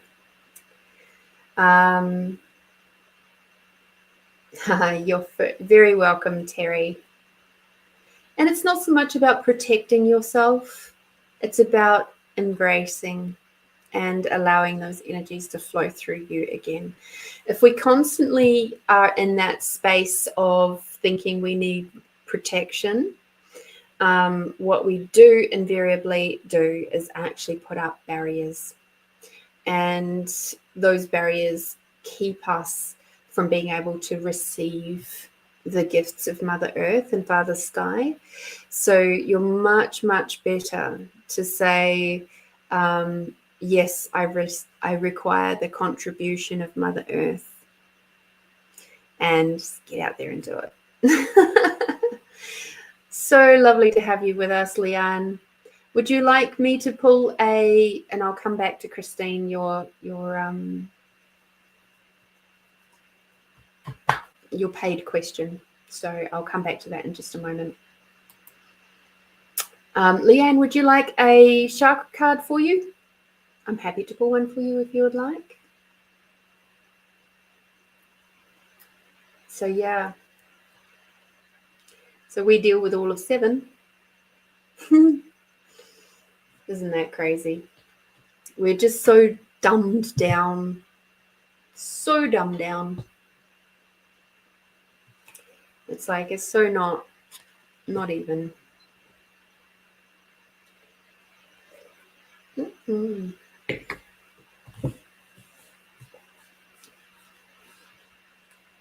Okay. It's lovely. It's nice to have new people floating in and floating out. It's really lovely. I like it. Super fun. I love my cup of tea. Okay, Christine, we're jumping back to you and your question. Okay, let us switch one. Okay. Ooh. Ooh. Interesting.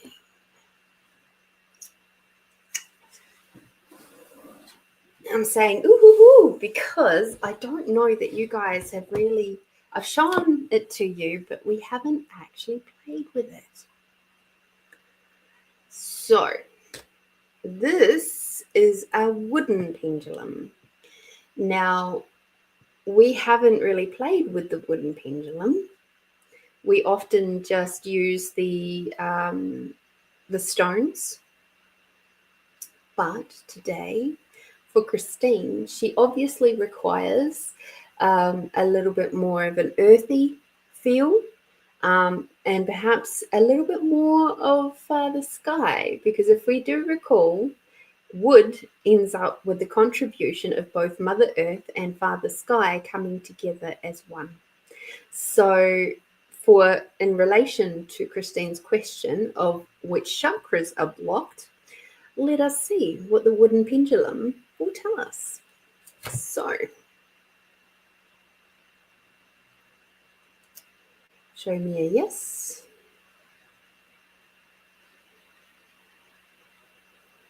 Show me a no. Cool.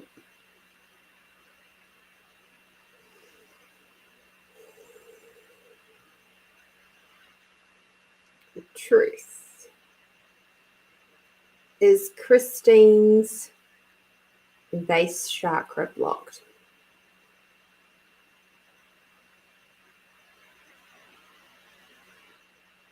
That's a no. Okay, come back to neutral. Thank you. Truth. Is Christine's sacral chakra blocked?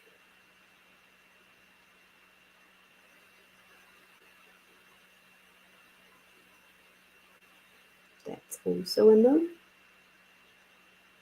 Come back to neutral, please. Thank you. Truth. Is Christine's solar plexus blocked?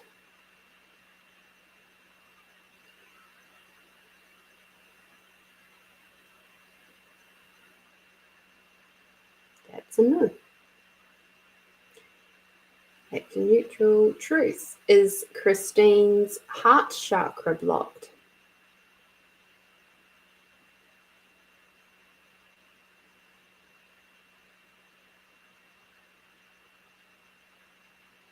And that's also a no. Truth. Is Christine's throat chakra blocked?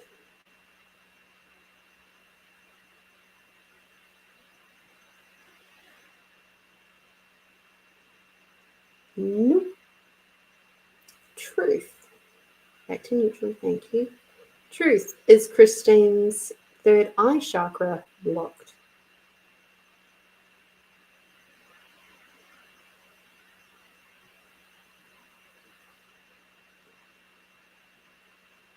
No. Back to neutral, please.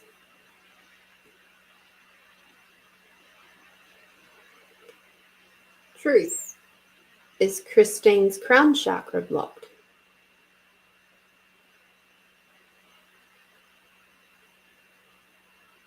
No.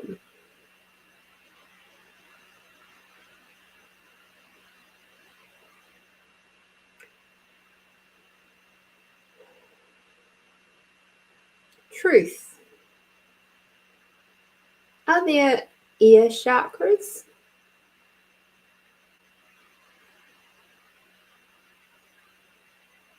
That's a yes. Okay. Back to neutral. Truth. Are Christine's ear chakras blocked?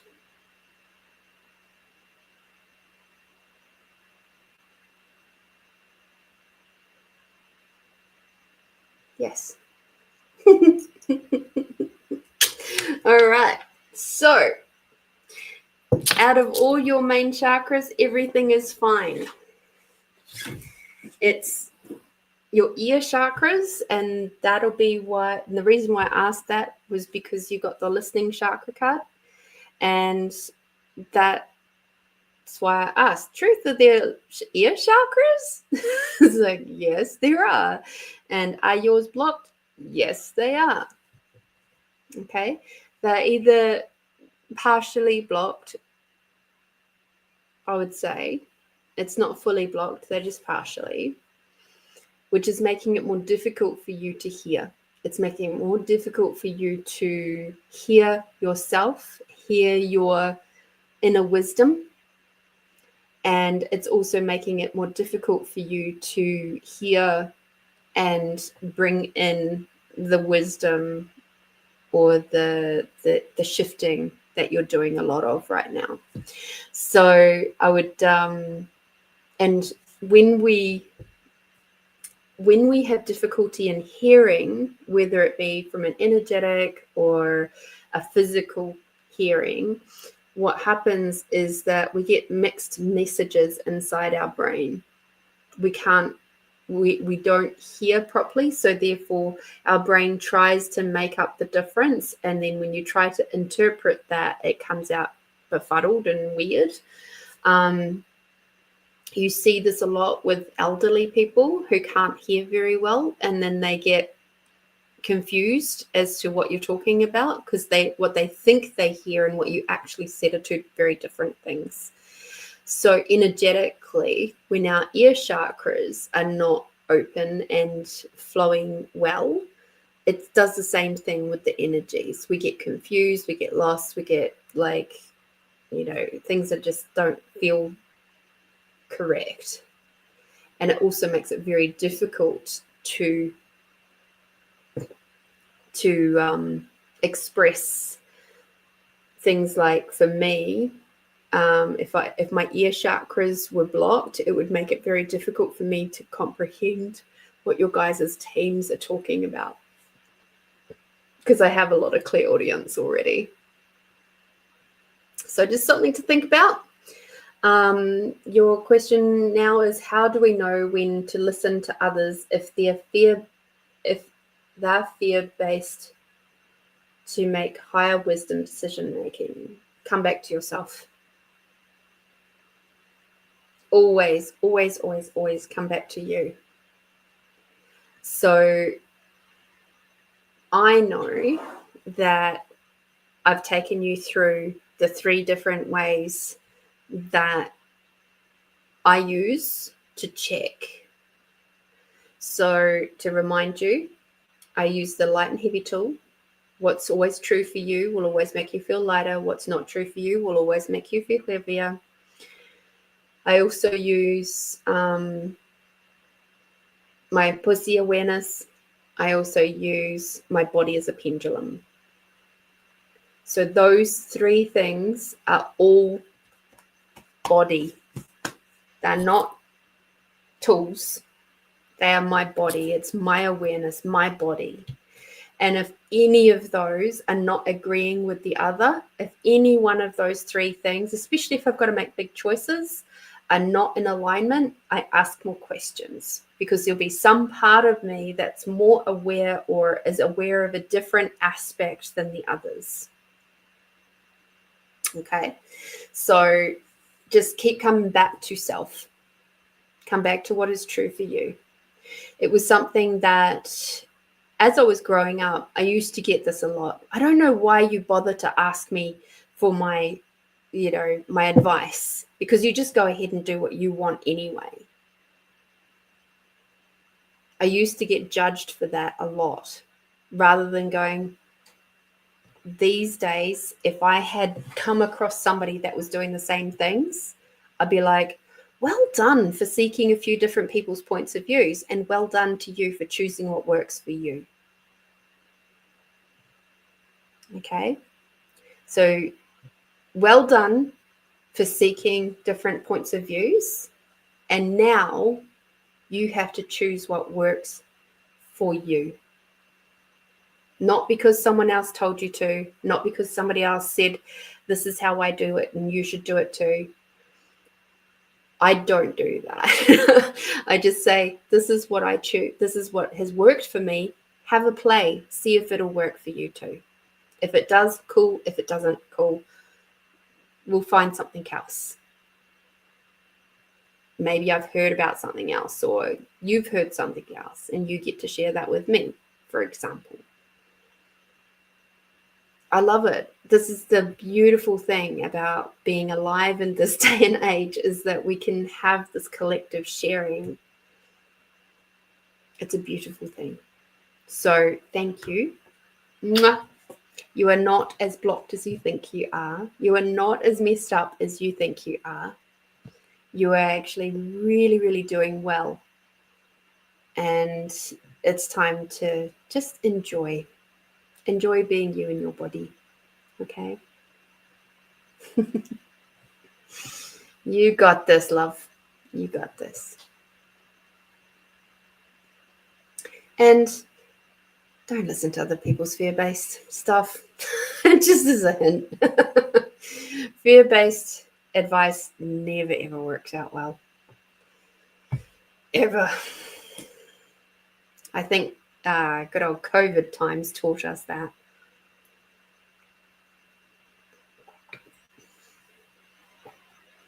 And enjoy. Drink some water. Have a good morning, Christine. Thank you for tuning in all the way from America. Alrighty, time to take that one off. We are going to jump into a meditation now.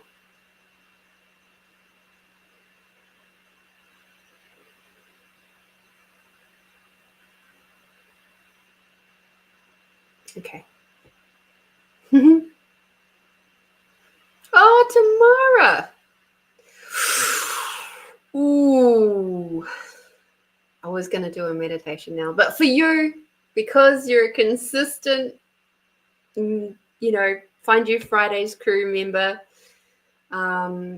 if you want to chuck a little donation across, that would be amazing, and I'll do a reading for you. That would be beautiful. That would be much, much, muchly appreciated.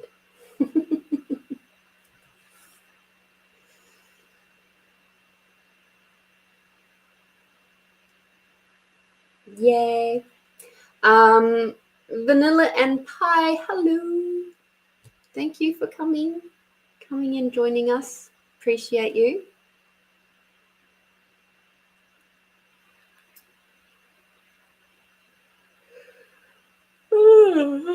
Let's see what cards would like to come and play with Tamara.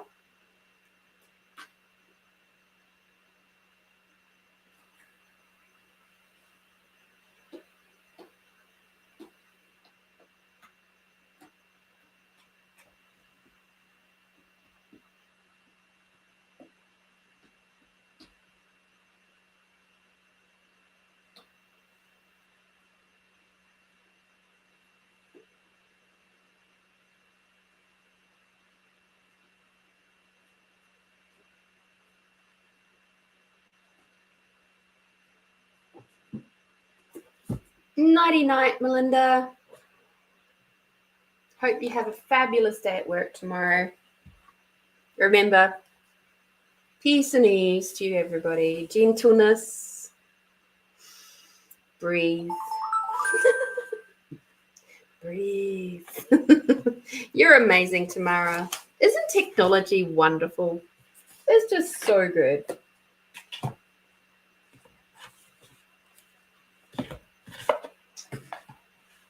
What's your question, my sweet?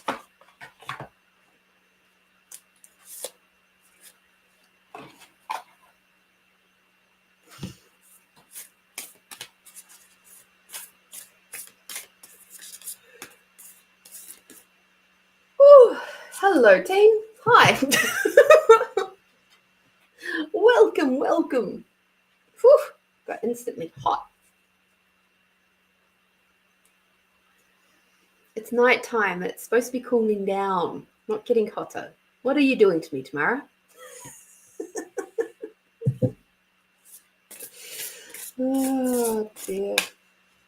Apparently, they want you to cool off some.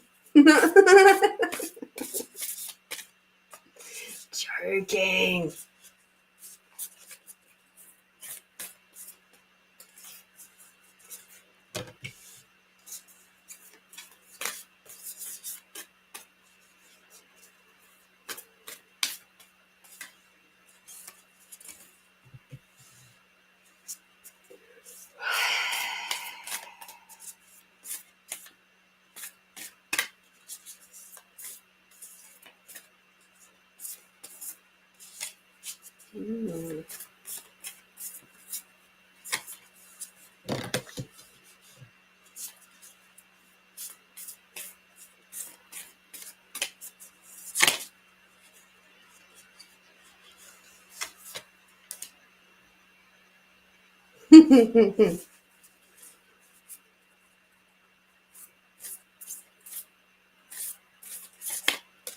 Who was playing? You're watching the footy? I have no idea who's playing, who's doing what. It's not my thing.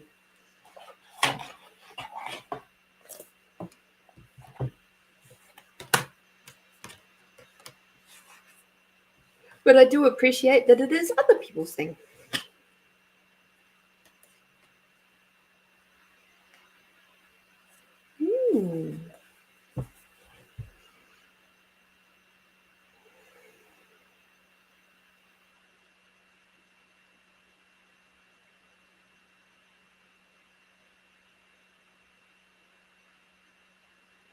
fascinating cards you have.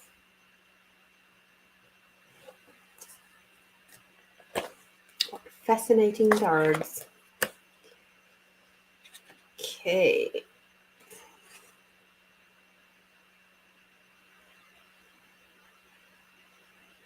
Cool. These ones are in alphabetical order, which is lovely.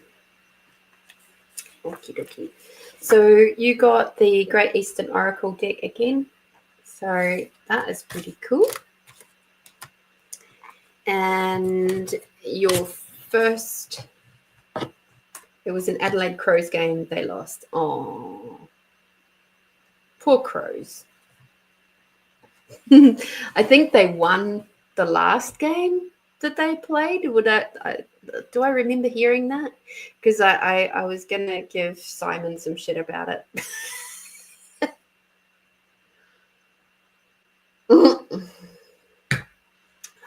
You love these cards and don't own them yet. Don't, because then they can be special with me. All right. So here we go. This is a very interesting card, right? Glory of the garden. You are the root, the body, and the fruit. The real work is in the heart. Wake up your heart, because when the heart is completely awake, it requires no friend. It is done by Rabbi A. The expression. Visualize what your life would be like if you were a flower in the garden, something like morning glory. You would spread your uniqueness everywhere without trying to be like others. You would surrender to the light and move forward and move toward it regardless of where you have sprouted. You would open and face the sun fearlessly. You would glorify the garden as you proudly stand against anything that wishes to block your way. You will not let the tall weeds cast a shadow on you. The reflection. This oracle comes to you in a soft morning breeze with a musky scent to let the untamed beauty of morning glory touch you. It invites you to behold the miracle of a single flower and enhance your view of yourself and your life. The real you is like a flower, the breeze and the sun. The real you is loving, joyful, and free. Your life has blossomed unexpectedly and without law. It must adjust to its environment and enjoy the brief time it has in this world.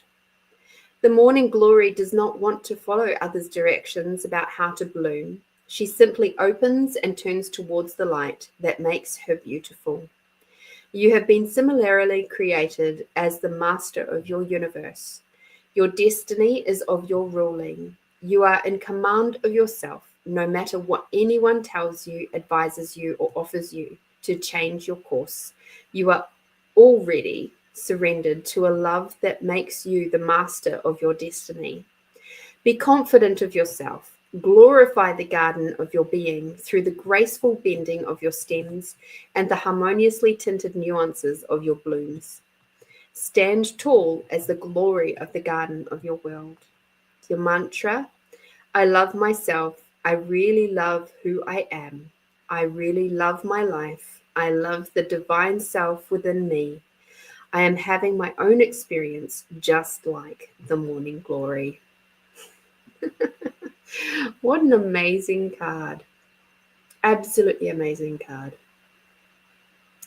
And the shapes and everything within this card are just amazing. Like just fascinating. I see so many different things in this card, and I'm sure you do too. So again, I think the very first parts of that reading are really important for you this week, is about coming back to your heart space. You weren't here for the weekly reading, but there was guidance around clear audience. So being aware of the gentleness of and the more quiet awarenesses from within and around you. So again, this is coming back to the heart, which taps into that same energies. Okay. We had clairaudience, gentleness, angel therapy, and peace were the overall themes for the week, for the collective. Okay. So come back to your heart. Be in your heart space this week.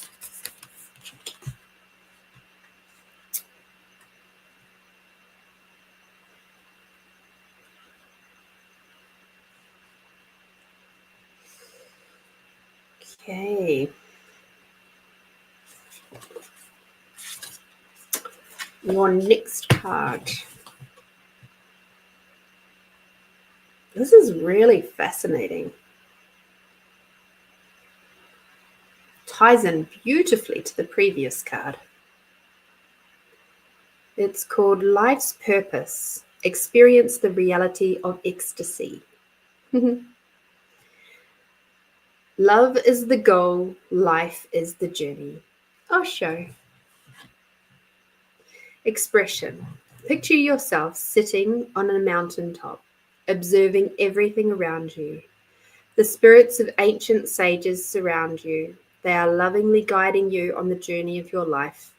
As you cross the bridge that connects your realities with dream, you begin to experience inner joy. A shift takes place in the cells of your being, and the flow of energy transfers you to the roof of the world. The boundaries of the earth and its atmosphere open to allow you to touch a new reality. Your reflection. Just as trees bear varied fruits and animals differ from each other, every human being has a unique function in life.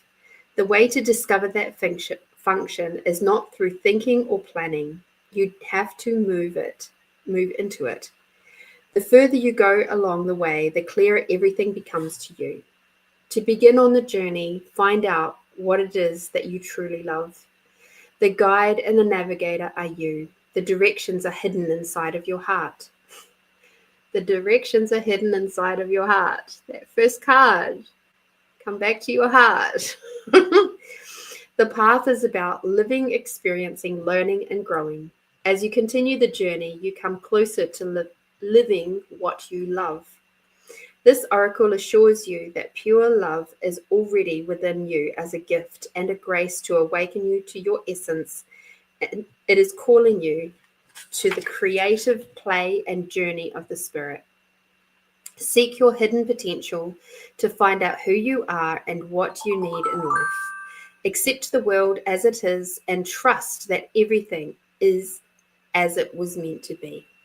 When you find your unique function through love and follow it passionately, inspiration flows into your heart and soul. As you continue the journey, you will soon be led to true happiness. Your mantra for this card. I am empowered to build a legacy of love and thrive in sacred community. With focused intention and diligence, I accomplish great things that benefit many beings. Okay.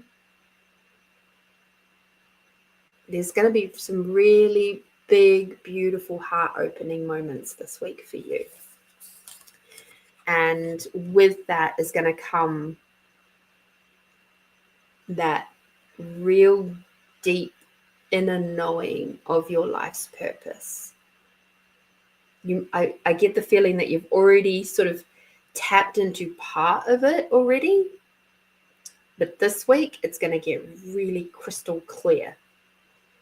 And part of that process is going to be coming back to your heart, having those moments of quietness, of gentleness, of just spending some time in the silence.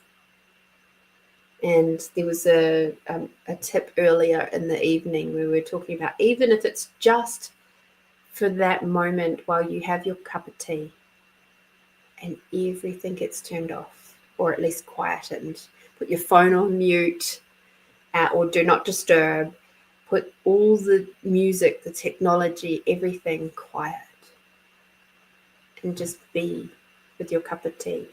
And maybe that moment of going, so what is my true purpose in this world?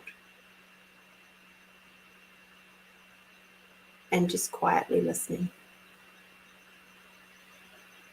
Anybody can do that. Not just Tamara, but if nobody else wishes to pick up that tool, that's cool.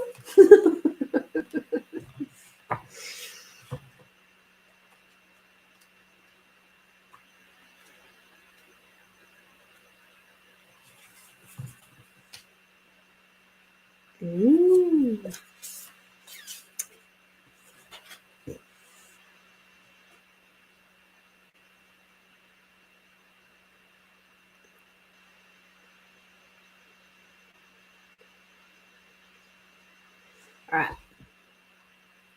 The next card. Sorry, I was just trying to figure out how to say this beautiful, oracle's name or prophet's name. Fortune of perseverance. Don't freeze on the riverbank. Flow with whatever may happen and let your mind be free. Stay centered by accepting whatever you are doing. This is the ultimate. Huang Zui.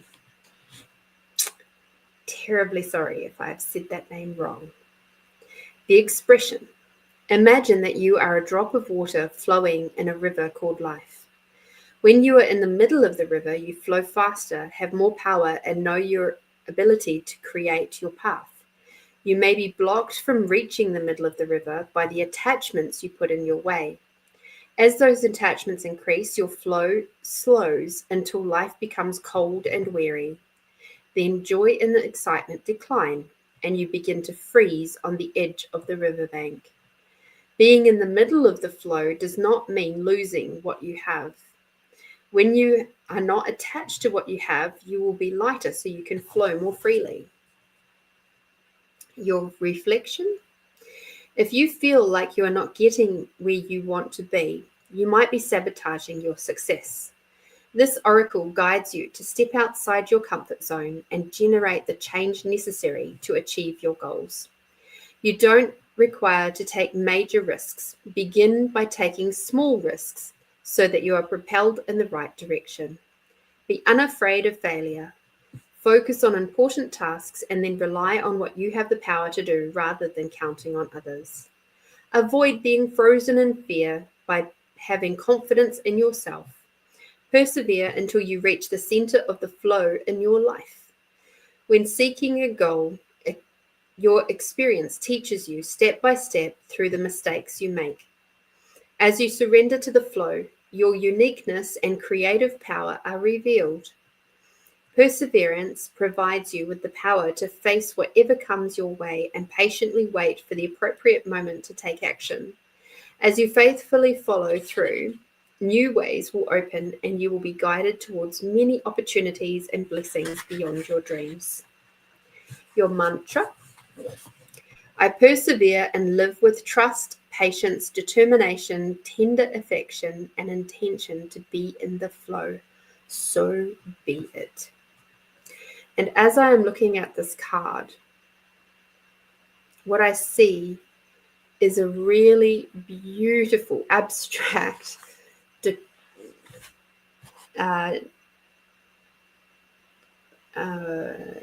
abstract. Why is the word decryption coming into my head? I don't know.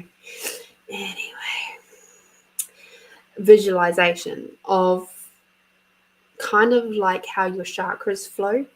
If you imagine that's your base chakra, and then it's flowing up through your body. So right up here is like the crown chakra. And it's kind of like flowing up through to your spirit team. Your energy is always flowing out around you all the time. So as you come through to your heart space, just remembering that energy is flowing out of you all the time in a good way. It's just this you can always come back to the heart. And there was one particular line in there that I was like, ooh, I almost required to read that twice.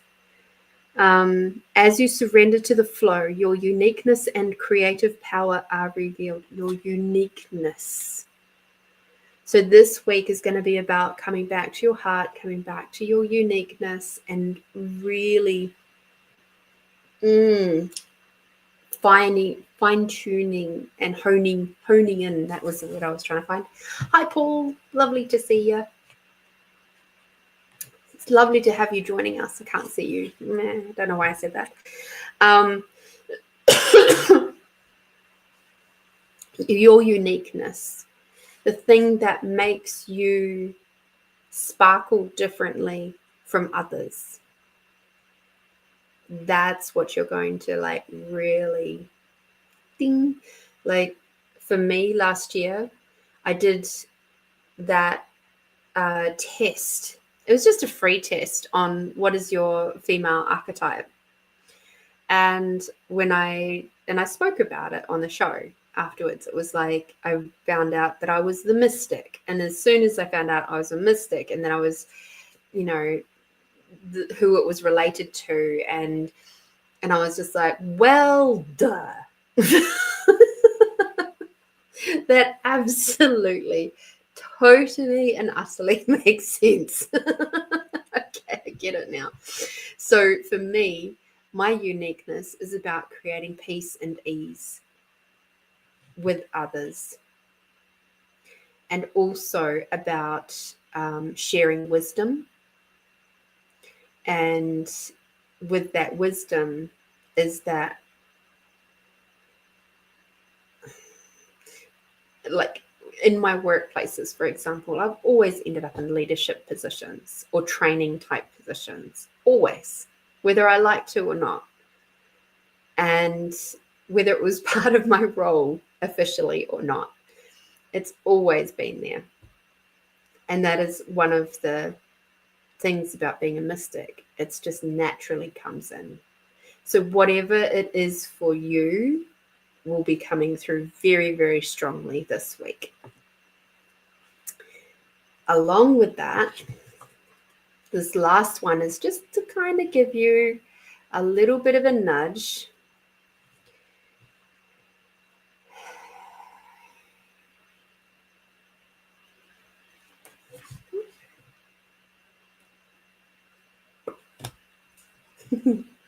Because sometimes you can get a little bit impatient. I love that you're walking through the park, Paul. That's so cool. So nice. And happy spring day to you too.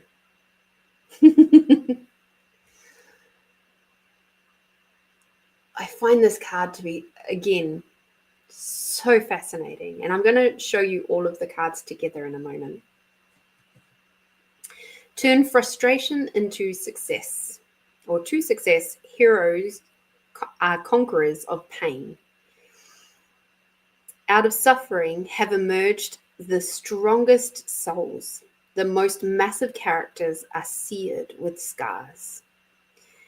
And that is by Khalil Gibran. Expression. Everyone knows that pearls come from oysters. This unique gem is the result of the oyster's frustration. When a parasite slips into an oyster's shell, it suffers because it has no way to get rid of it.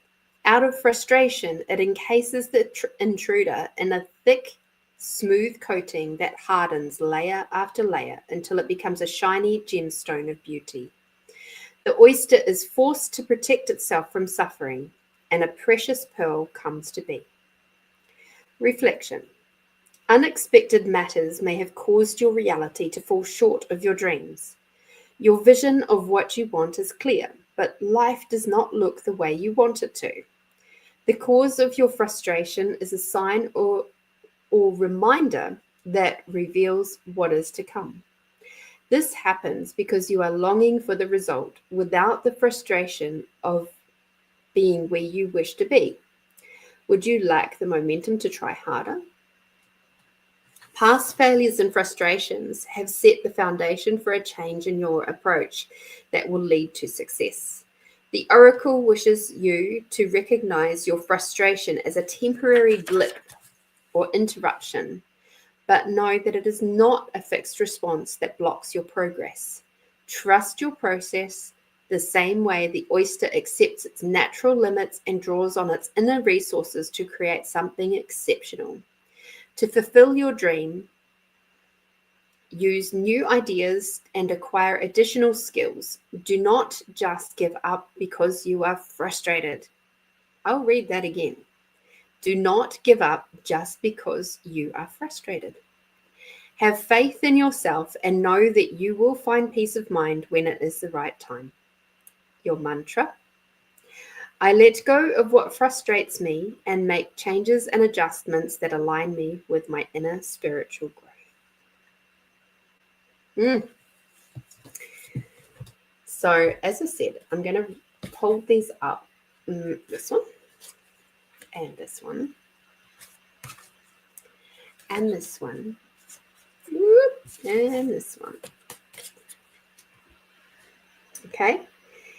And what I find really fascinating about these four cards all coming up together like this is you have very similar imagery in the first and last cards. And both of them are about nature.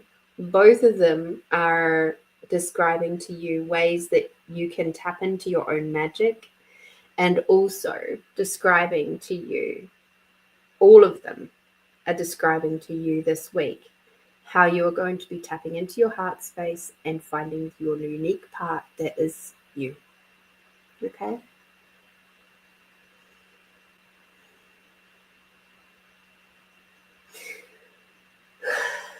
Your uniqueness is the magic of you. Okay?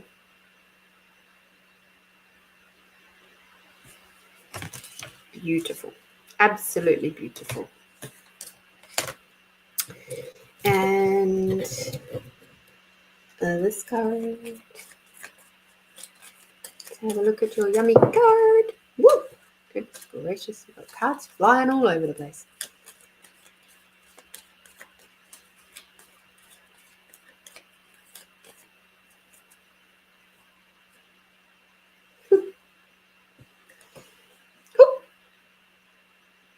The card, which is currently sitting on the floor, is called Community. It's over there. I got a glimpse just before it went flying out of my hand. So your yummy card is Community. So keep coming back to the people around you that uplift you and help you to see the magic of you, to come back to your heart. Ask, maybe if you're struggling with sort of figuring it out, maybe ask some trusted friends, just a couple of them, not too many. What is it about me that you find that is uniquely me? What is it? You can just go, I'm doing a bit of research for my business. What is it that attracts you to me? You can ask your past clients or current clients. I'm just curious. How did you find me? And what's made you choose to do sessions with me? You'll get a theme pretty quick. I'm glad there's not going to be any giving up. Good. I love it. So interestingly, Paul has just popped up and said, I believe, Lorene, it is 2 years ago that I found you. Wow. That is just super, super cool. I am so glad that you came, and I have loved having you pop in, Paul, from time to time and share your little stories of what you're up to over there in the big old US of A. And you feel like singing because you saw a female deer. Oh, dear. Oh, dear. Da-dum-dum. So again, Tamara, thank you. You just never know where the gifts of awareness are going to come from. This week, particularly though, the collective reading especially is also contributing towards your personal reading and encouraging you to have some moments of quiet this week. Turn off the technology, or at least make it quiet, and spend some time with just the silence, and allow your clear audience to do some work this week. Okay. Thank you. Yay! I'm so glad you made it back through. Paul, that's crazy. It's 2 years. How? Where did the time go? Amazing. Yes. Go and enjoy story time with your son. Alrighty, my friends. With that, we're going to now do a lovely little meditation. Just making sure I've got everything else sorted. Cool. I have all that. I just love it. This often happens when I'm doing energy healing sessions with people as well. I often have to put my phone on Do Not Disturb, because when I'm doing work like this and I'm connecting very much energetically with you all,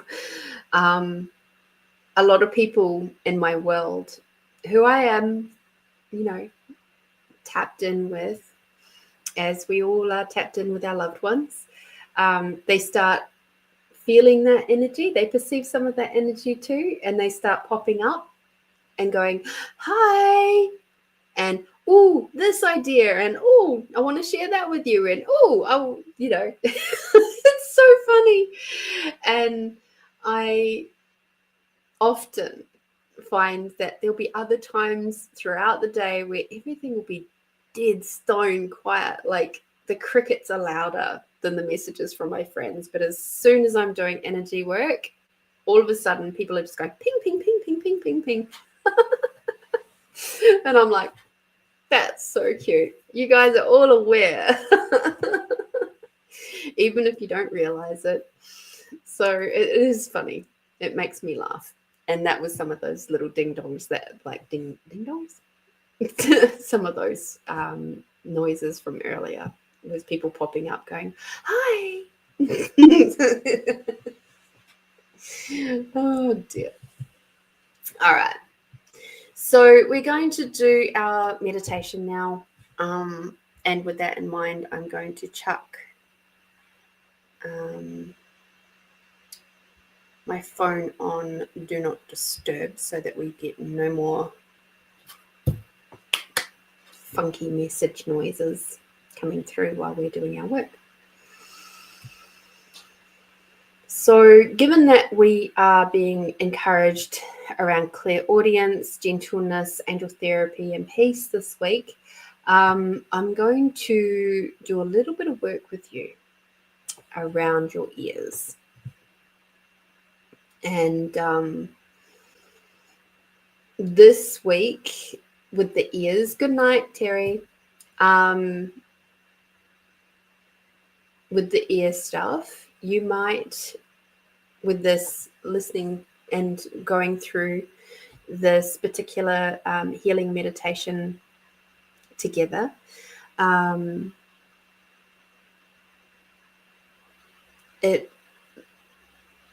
this is a little bit of like just a little bit of a PSA, I guess. When we become more clearer in our hearing, we also have a greater level of connection with our heart space and our throat.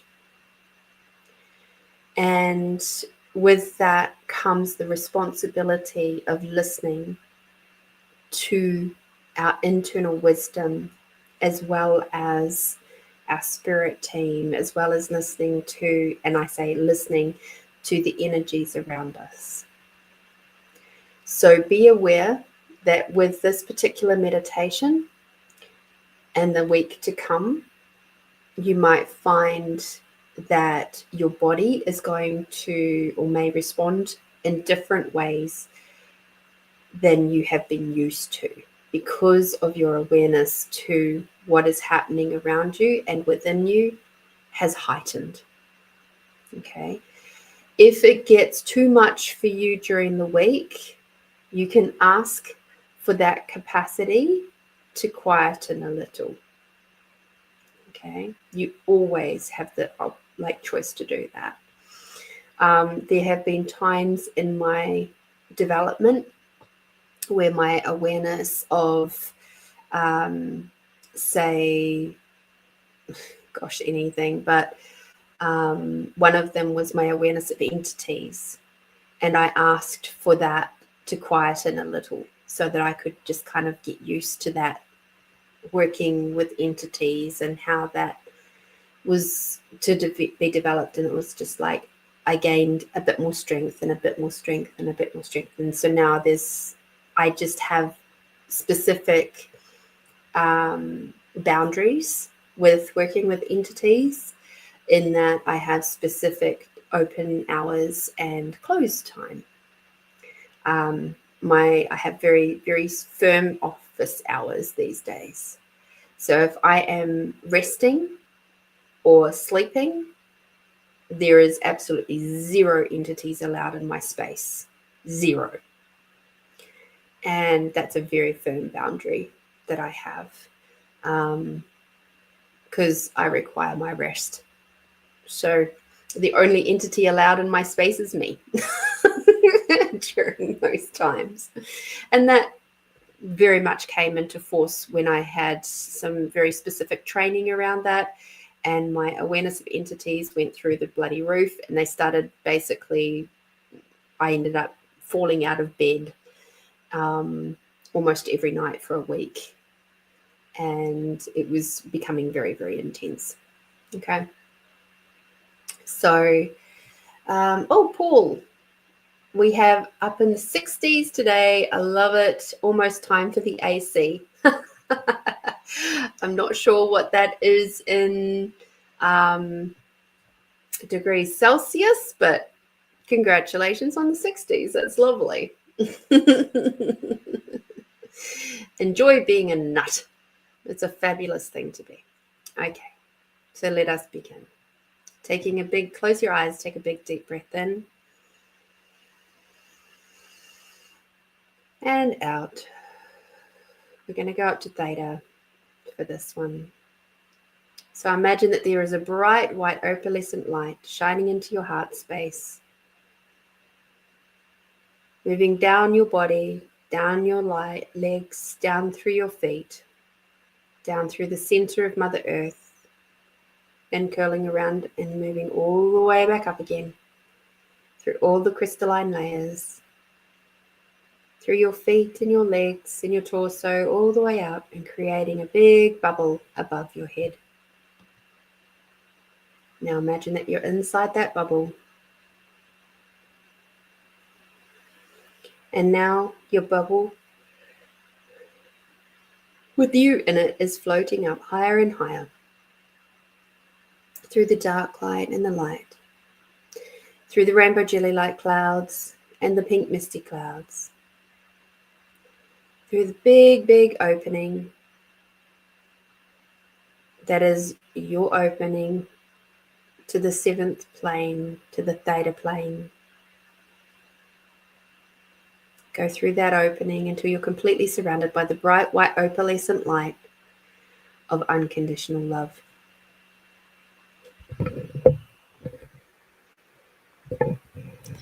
In this space,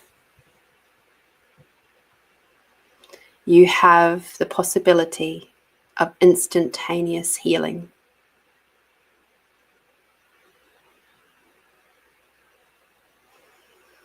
Have a big deep breath in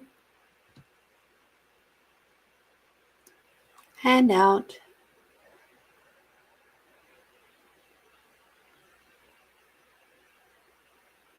And as you take another big, deep breath in and breathe out, the bubble around you dissolves. And every breath that you take from here on out is infused with infinite unconditional love that is all around you right now. And every breath you breathe out, you release any heavy energies that are no longer serving you.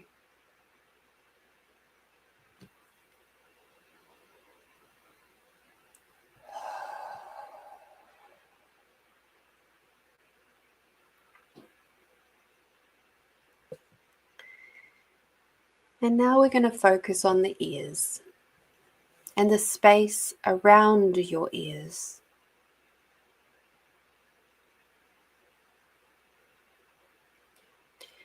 Imagine now that you can see the aura of your ears. Take note of what colors are there, if any at all. Perhaps around your ears you've got more like a solid bubble or a capsule type thing. Whatever is around your ears, just take note. Don't try to fix anything just yet. Just observe. And observe how your ears function with the unconditional love that's all around it right now.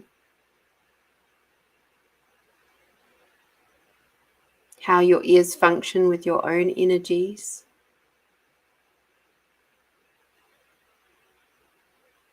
And how your ears function with the energies of other people. Houses, possessions, Mother Earth and Father Sky.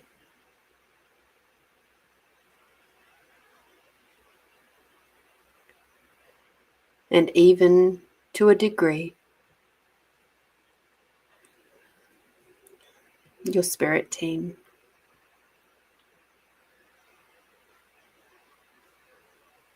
And even the way that your money, how does your ears interact with money, cash, wealth, and abundance? How do your ears interact with the car that you drive?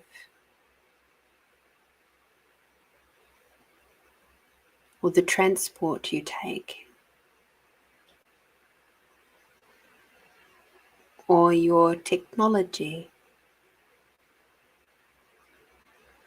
How do your ears interact with your own beautiful body and your own incredible amount of awareness?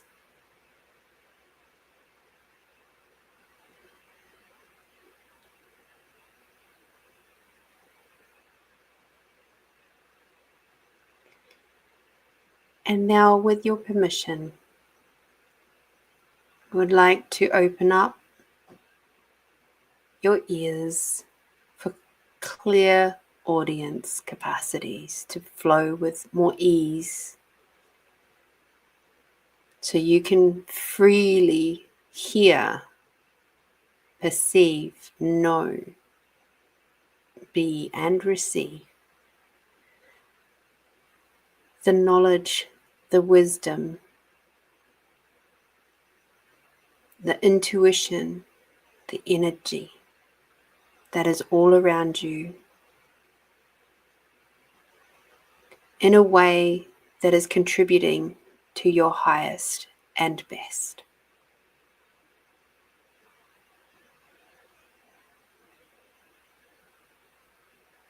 And anything that doesn't allow that, with total ease, joy, and glory, let's let that all go now.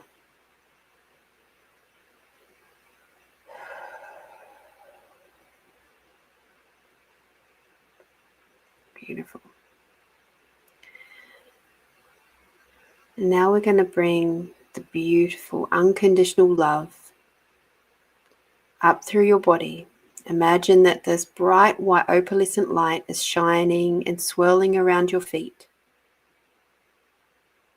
And anywhere throughout your body where there has been a disconnect between your ears, your physical hearing and your energetic hearing and awareness, and your body, they are all going to be rectified right now. From your toes, through your feet and your ankles, through your legs, through your entire pelvic region, including your reproductive and sexual organs,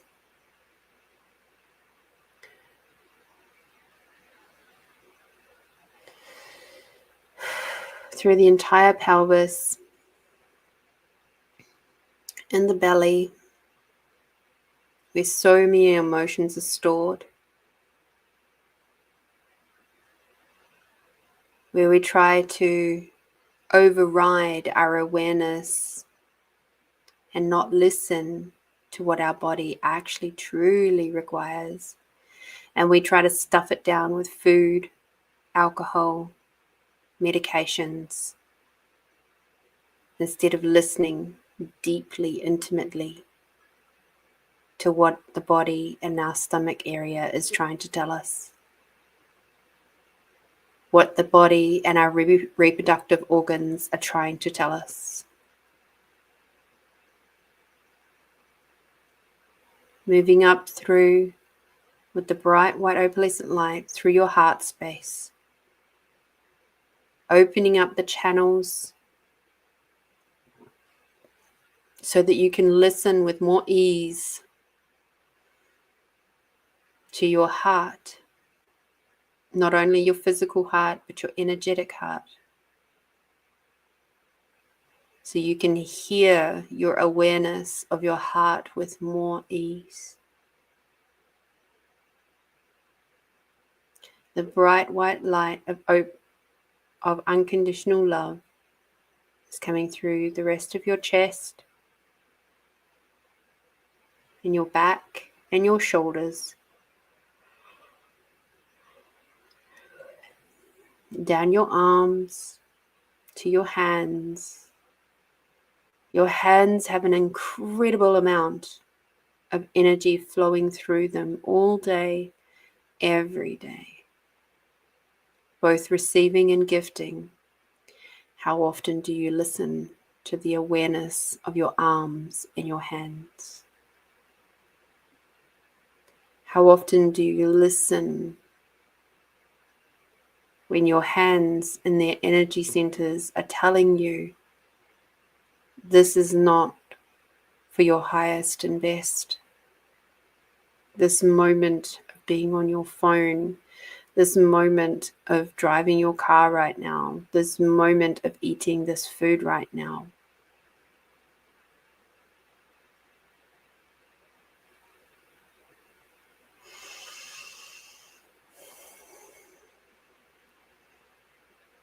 All of that, all of the pain, shock, and trauma that has come through from every time you have not listened to the awareness of your hands and your arms, that is all being released now. Sending it up to Creator to be cleansed and cleared and never to return to you again.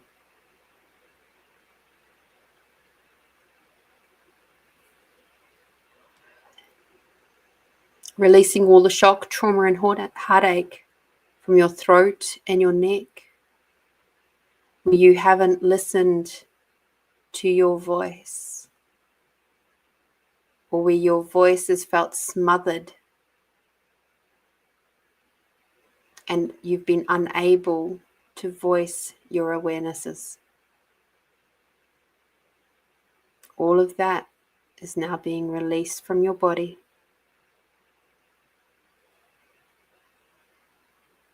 And as that energy moves up out of your throat,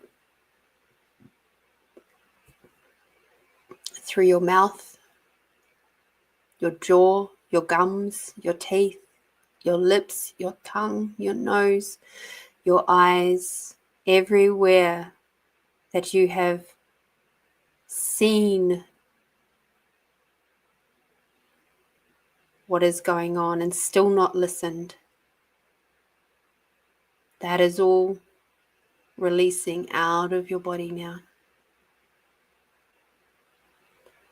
And out of your brain, your subconscious and conscious mind, everywhere that you have heard the pain, shock, and trauma of your family, of your ancestors,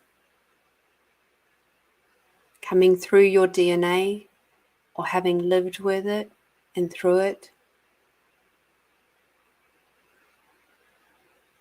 all of that is now being released out of your system, out through the crown, out from your subconscious and conscious mind, from every single strand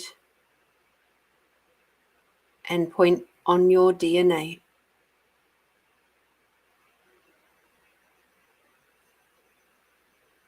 And as all of that is released out of your system, what is left behind is the peace and the calmness and the gentleness to listen carefully, honorably, and with confidence to the messages from inside of you as well as external, the confidence and the wisdom to know which things you hear and are aware of that require your attention and which ones are just for you to observe. To know and have the wisdom to know that not everything you hear requires your active participation.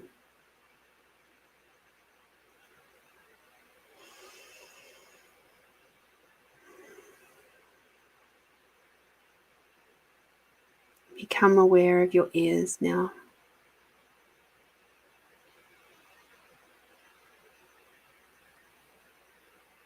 Perceive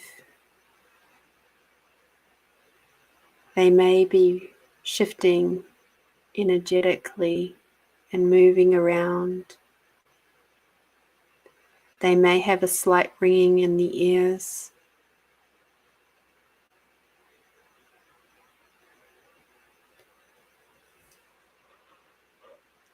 They may have a feeling of being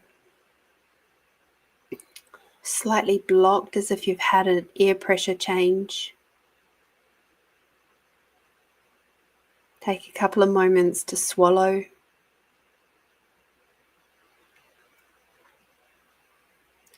Move your jaw around.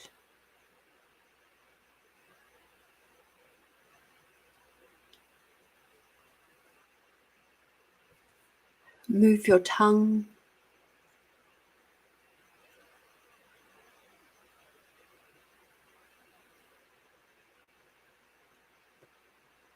Maybe you require to yawn or stretch.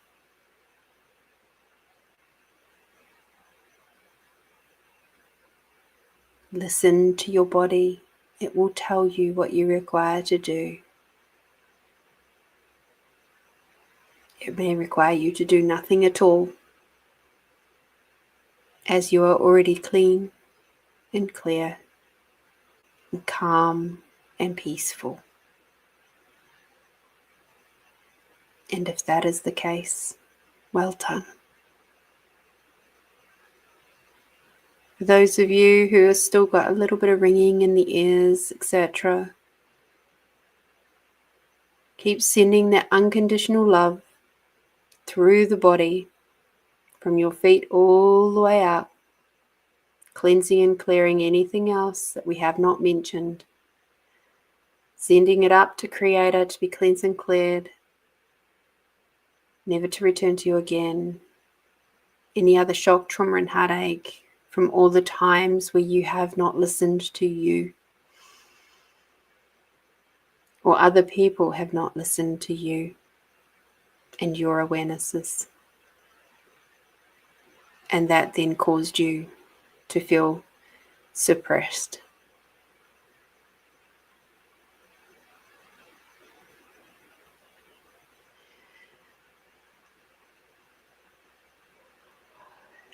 It is done. It is done. It is done.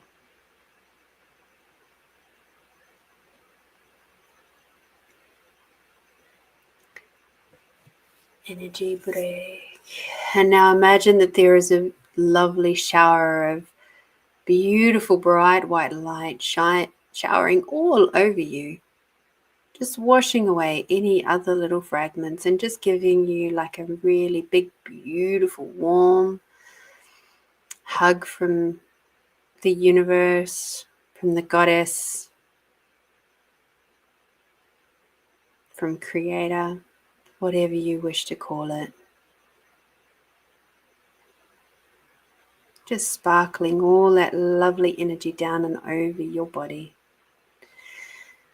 And now we're going to move out of theta, down through the pink misty clouds, down through the rainbow jelly light clouds. And as we move down and through the different layers, you may hear them differently now. Moving down through to your body. And as you land in your body gently and softly, you may even start hearing your body in a different way now. Now imagine that you're standing underneath a big, beautiful crystalline waterfall, and the water is flowing over and through your body, washing away any other little fragments of energy which are ready to go now. And now moving out onto the big, warm river rock. You feel the warmth of Mother Earth underneath your feet. Taking a big, deep breath in. And then out. And another big, deep breath in. Bring Mother Earth energy all the way up. And now out, bringing Father Sky energy all the way down. Bringing Mother Earth and the unconditional love all the way up. And bringing Father Sky and the gratitude for everything and everyone all the way down. Beautiful. When you're ready, please open your eyes.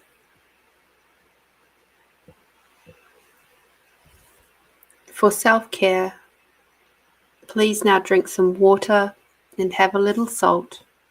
Whenever we do this type of energy healing work, our body naturally uses salt as part of this process. And so we have to replenish it. It'll help your brain to settle. I always have a little salt in my water.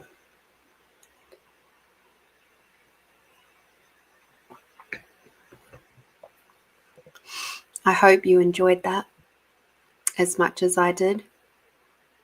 Remember, if it gets a little bit much during the week, just ask for the capacity to slow down just a little bit until you catch up. Okay? Enjoy the feeling of clear hearing.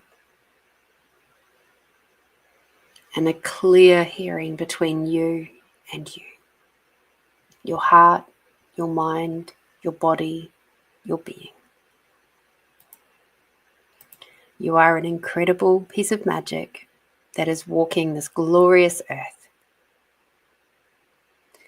I wish you all the best for this week to come. And until next week, get out there, do something tasty for yourself. Do something fun, do something light and fluffy and enjoyable. Maybe go for a walk in the park. just like Paul did. And then be bold, be brave, be you, my beautiful friends. And until next week, bye-bye for now.